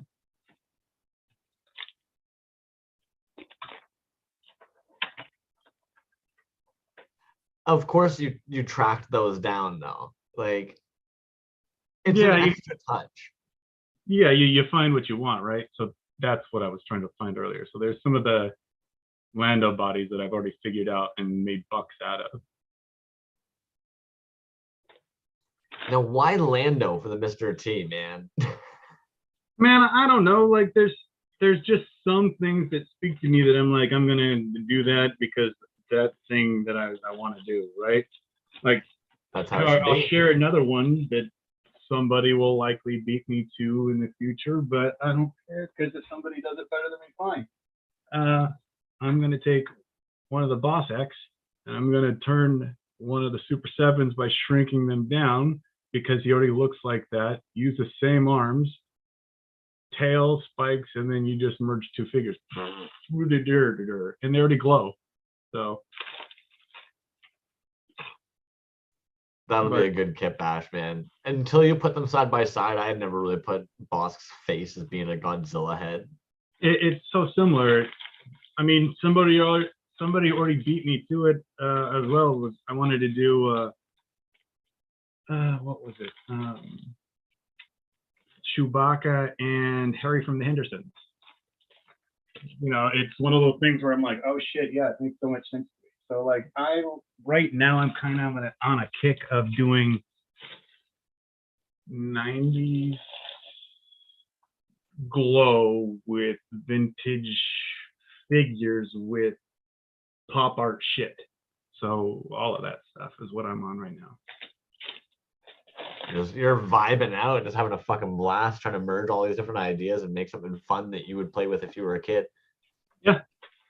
I The get stuff down. that like, I don't know, like makes me go, oh, that was cool. Or like, oh, I feel a certain way. Like I'm trying to make stuff like that makes me feel that way. That's what I'm doing. Are you using powders or liquid, if you don't mind my asking? For what? The colors or the glow or Both. Are you using powders or liquid for your glow, or are you using powders or liquid for your colors? So a lot of the colors are from like solar color dust, but I'm also messing with like the dyes because I found a really cool, it's a white glow, but it's itself not kind of white. But obviously if you can get something that's opaque or white, you can tint it any color you want and mess with it from there. So you mess with everything all over the place. Like as I open something else to knock it everywhere. Example. You're never going to come in and do a Toys Alive ever again. Well, I'm just going to spend 3 weeks redoing everything. It's fine. I'll look stupid for work when I can't get to anything because toys are everywhere. You know, like you start recasting and playing with other stuff. It's just once you mess with it, you figure out what you want to do, right? Plus, I'm sure once you realize that you're able to do it, it's just fun making a bunch of them for yourself even. You just want to experiment and fuck around with shit. I mean, that's what one of these whole things is right here in front of me. Like, I'll just flip this up. Did I just unplug it? Yeah, you just unplugged your video. Now everybody's stuck just looking at my stupid ass face. So that's how my day's going. How's your day going? Can you hear me still? Sorry, man. Oh, I can still hear you. Yeah. I feel bad, man. I'm sorry, dude. Of course, everything today. You're never gonna want to come in on a Toys Alive ever again. No, it's just how funny is this doing? Everything's gonna like switch on me and not do what it's supposed to be doing, right? Well, of course. Okay, so now that I'm no longer on here, what else do you want to talk about? Well, while you get your camera sorted, why don't I share screen? We can go and we'll watch the under 1,000 and the pieces under $30. All right, I'm gonna see if that works. Hey, pieces. There you are. You go ahead though. Oh, I'm gonna go with it. Let's see. Boom. So Kyle Kerwin, we kept on bringing you up, so I had to go to your page as well because I needed to be able to see your work. Boom. Musculus. Up now. So if you guys aren't following Kyle Kerwin, who is joining us this evening. Thank you for sneaking in here and putting up with the shenanigans that's going everywhere.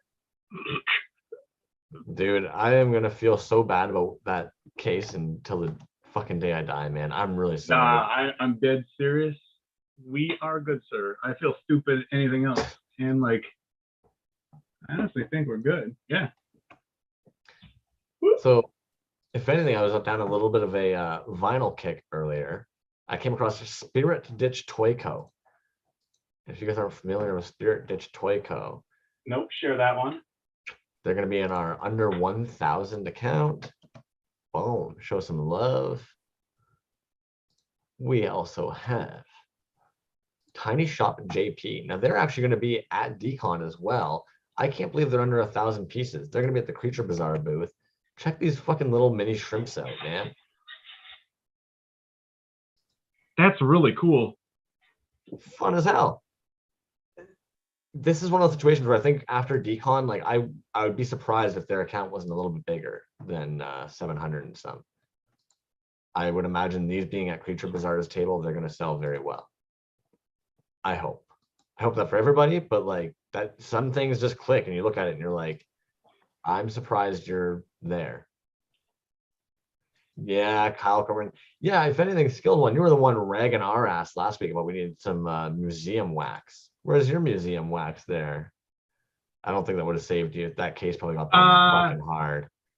That case stuck to the wall. I stood up and Yeah. hit the corner of it, and it did one of these and stayed up. Fuck. So, Yeah. actually, to be fair, this is the case. Look at how much stuff is most of that there. Did I just kill my fucking camera again? Killed your camera again. So another under 1,000 Murder Bird. Yo, Kyle Kerwin, I'm glad to hear you have some of those fucking Tiny Toy JP little shrimps, man. They're looking fun as hell. Camera. There's got to be a button I clicked. Anyways, maybe 10 of 80 figures fell out, so we're good. And hopefully like, no breaks. They're like, a lot of them are Heelys, so like it's rubber glass. It's fine. Fuck, man. Well, I'm still very sorry, and I appreciate you muscling through, and I hope that later you don't cry in bed rubbing your head.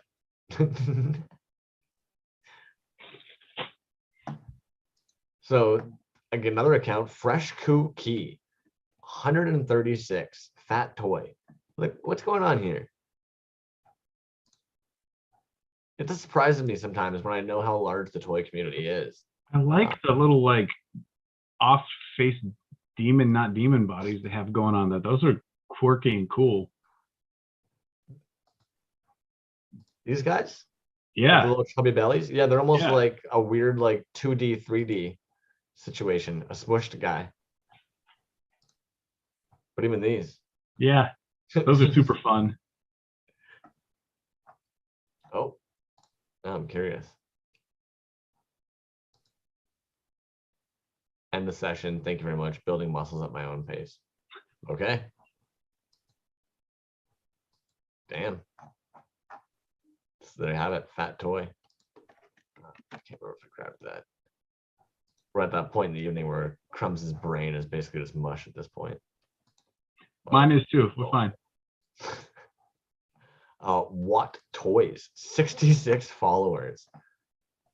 What are we talking about? Look at that little. I don't know why, but that little slime guy in the bucket speaks to me.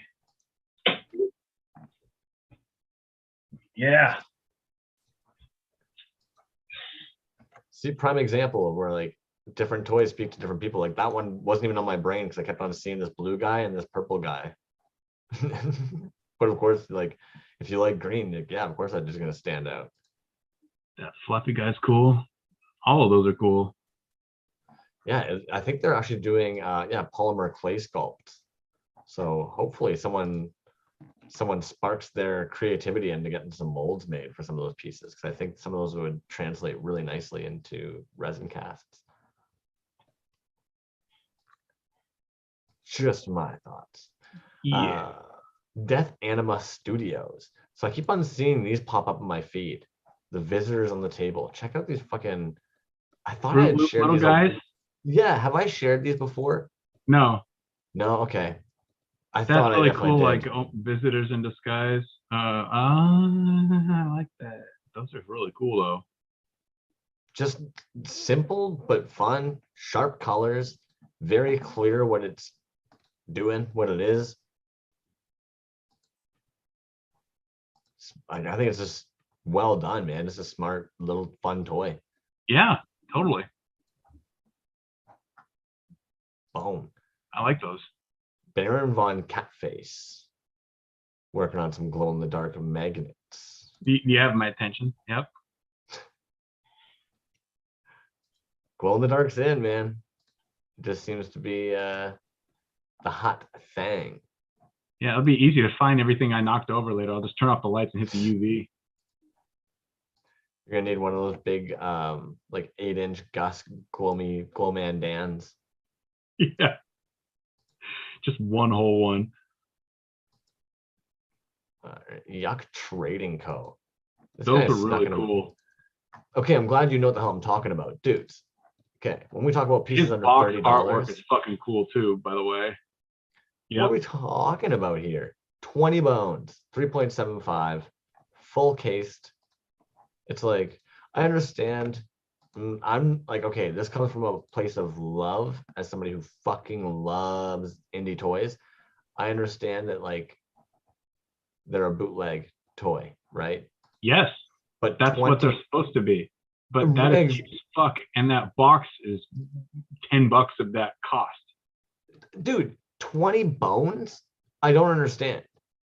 I really don't understand. And like they've got a lot of different work. Like I was scanning through their page, vinyl, DM me. It's like sometimes I get blown away by people who just start producing vinyl figures like it's nothing. Bunch of these coconuts that are packaged almost like Crazy Bones. It's like this dude's on a roll right now. That's fun, dude. Lord Morbus. Yuck Trading Co. Where are you? New Hampshire.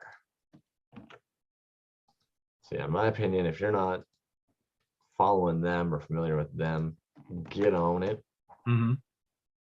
And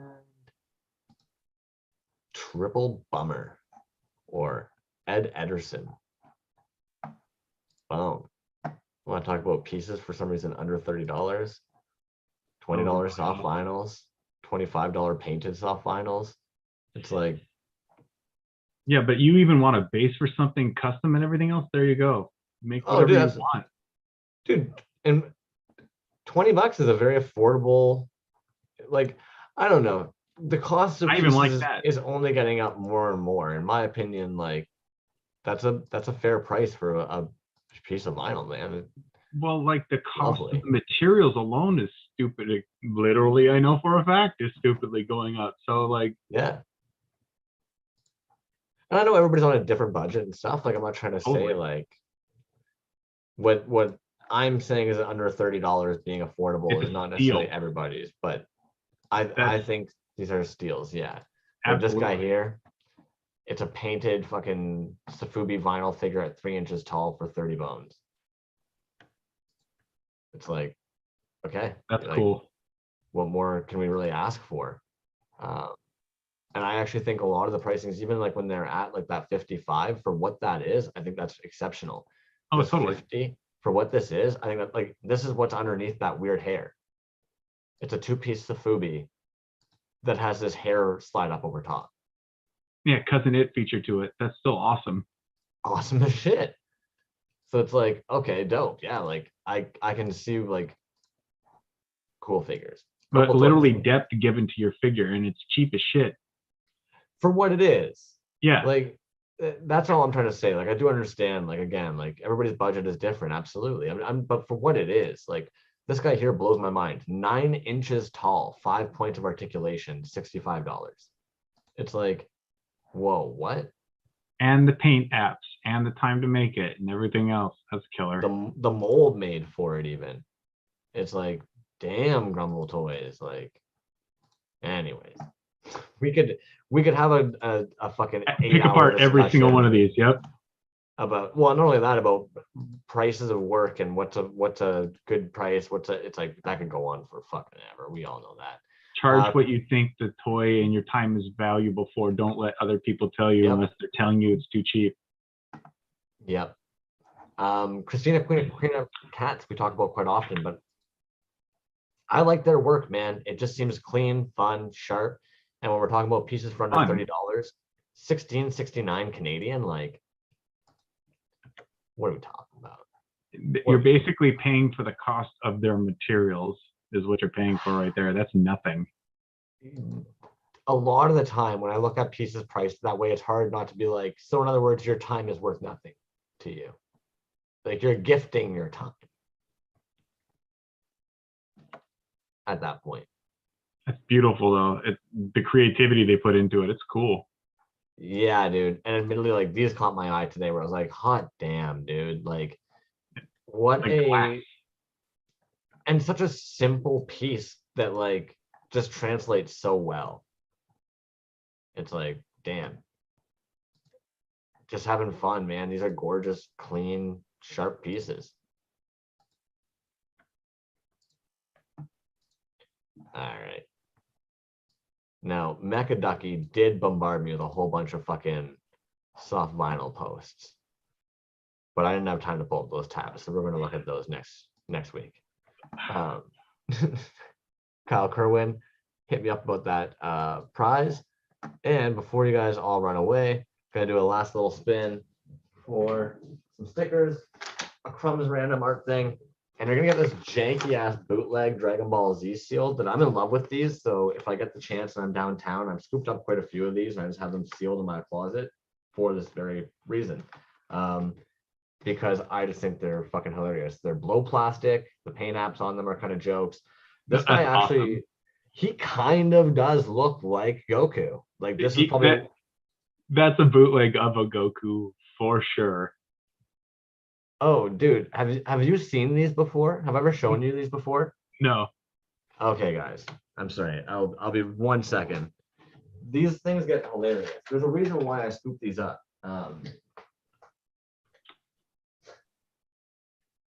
Some of them are really bad, and they're huge for the record too.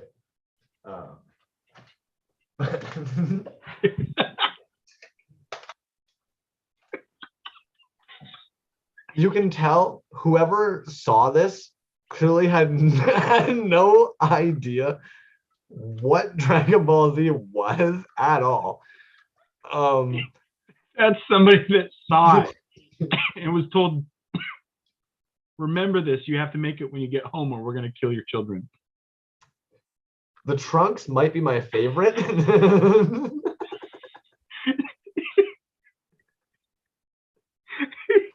When was Trunks? Trunks was never Korean. What happened? But it's a tough call because what the hell? You have a Sonic the Hedgehog going on the left, but God, I'm wheezing over here.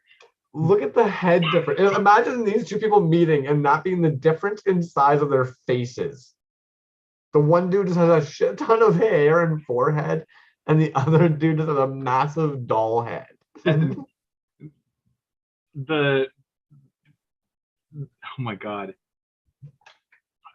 Okay, I'm trying to compose myself. The Trunks one right there, I swear to God, that head they had from something else and they just painted it with his hair color. Like, I guarantee you they didn't sculpt that for him. That was left over. This looks like a geisha doll's head or like fucking Seriously. Kim Jong-il. It is. It's like a Kim Jong-un's head that they painted blue and stuck on there. That's fantastically bootleg. Oh yeah, and they're hollow like blow plastic. So like they are like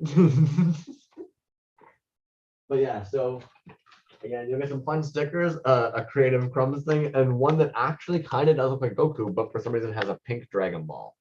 I also love how whoever designed the package, like you've got Goku going Super Saiyan 4 from the movies, and you've got like future Trunks, and just like for some reason, just like the most random like assortment of people just thrown in there. Yeah. So we'll do a share screen and do a spinny for a really bad fucking It's because of Roku. Grogu. Chat's on fire tonight. Yeah, Super, Suki, those Super molds. Saiyan Bulma. It's fucking hilarious. Yeah, luckily they're hollow, but they are like 12 inches. No, they've got to be closer to like 16 inches. They're really tall. And yeah, Suki, yeah, those molds did not translate well at all. Again, I feel like whoever saw it, like they've never seen Dragon Ball Z at all. They really took a dive on those, in my opinion. So if anybody's in the room right now, you don't see yourself in the Wheel of Death, but you would love to get some terrible Dragon Ball Z knockoff hollow fucking shit, you let me know, and I'll make sure your name's on here.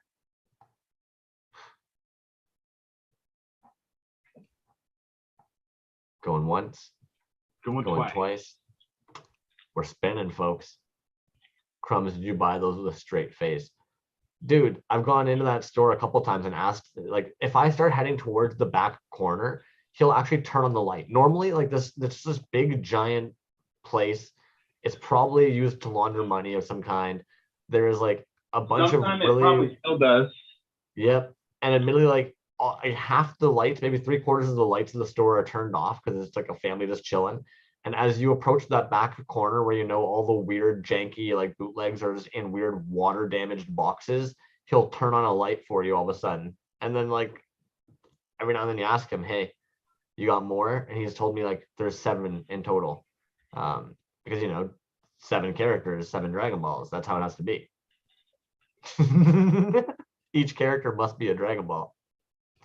Suki, yeah, okay. Yeah, but one of them's going to be like Master Roshi with Ruth Bader Ginsburg's head or something like that, you know, like. I think I have all 7. For some reason, there's 2 that are the same that look almost like the one that has like a very like Hindu god type head, but it just has one big like the cure strip of hair down the middle instead of the double V. It's some good shit. There's also no date on them. There's no company name. There's Nobody 0... wants to claim it. That's Nobody. Oh, that's jokes. Mom and Droid will get a kick out of that. All right. Awesome. Watch Vomiting Droids cut that and do like 4 layers deep with it. Cut it in half down the middle, make one of those weird separated ones, goop the face up. Who fucking knows? Oh, man. I think we can call it, though. You guys have put up with us for 3.5 hours. And yeah, also for some of the world's shittiest fucking giveaways. No, the giveaways were better than me wrecking myself for everybody. So good night, everybody. Dude, I am really, really, really sorry about that. You shouldn't be. I feel doofy. We're going to have a good laugh about it later anyways. So thanks, everybody. Thanks for letting me crash literally the show for everybody, BJ. I appreciate it.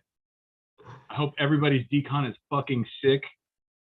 Hope everybody sells out. Monster Bat Toys, man. I really hope that your stuff goes well. General Porpoise, dude. All the homies that have worked in there. I really hope that you end up doing really well. Dude, thank you for coming in. Yeah, appreciate it. Love you guys. We love you, man. I'll go bug everybody on Insta now. Thanks. Have a great night. Thanks so much, everybody.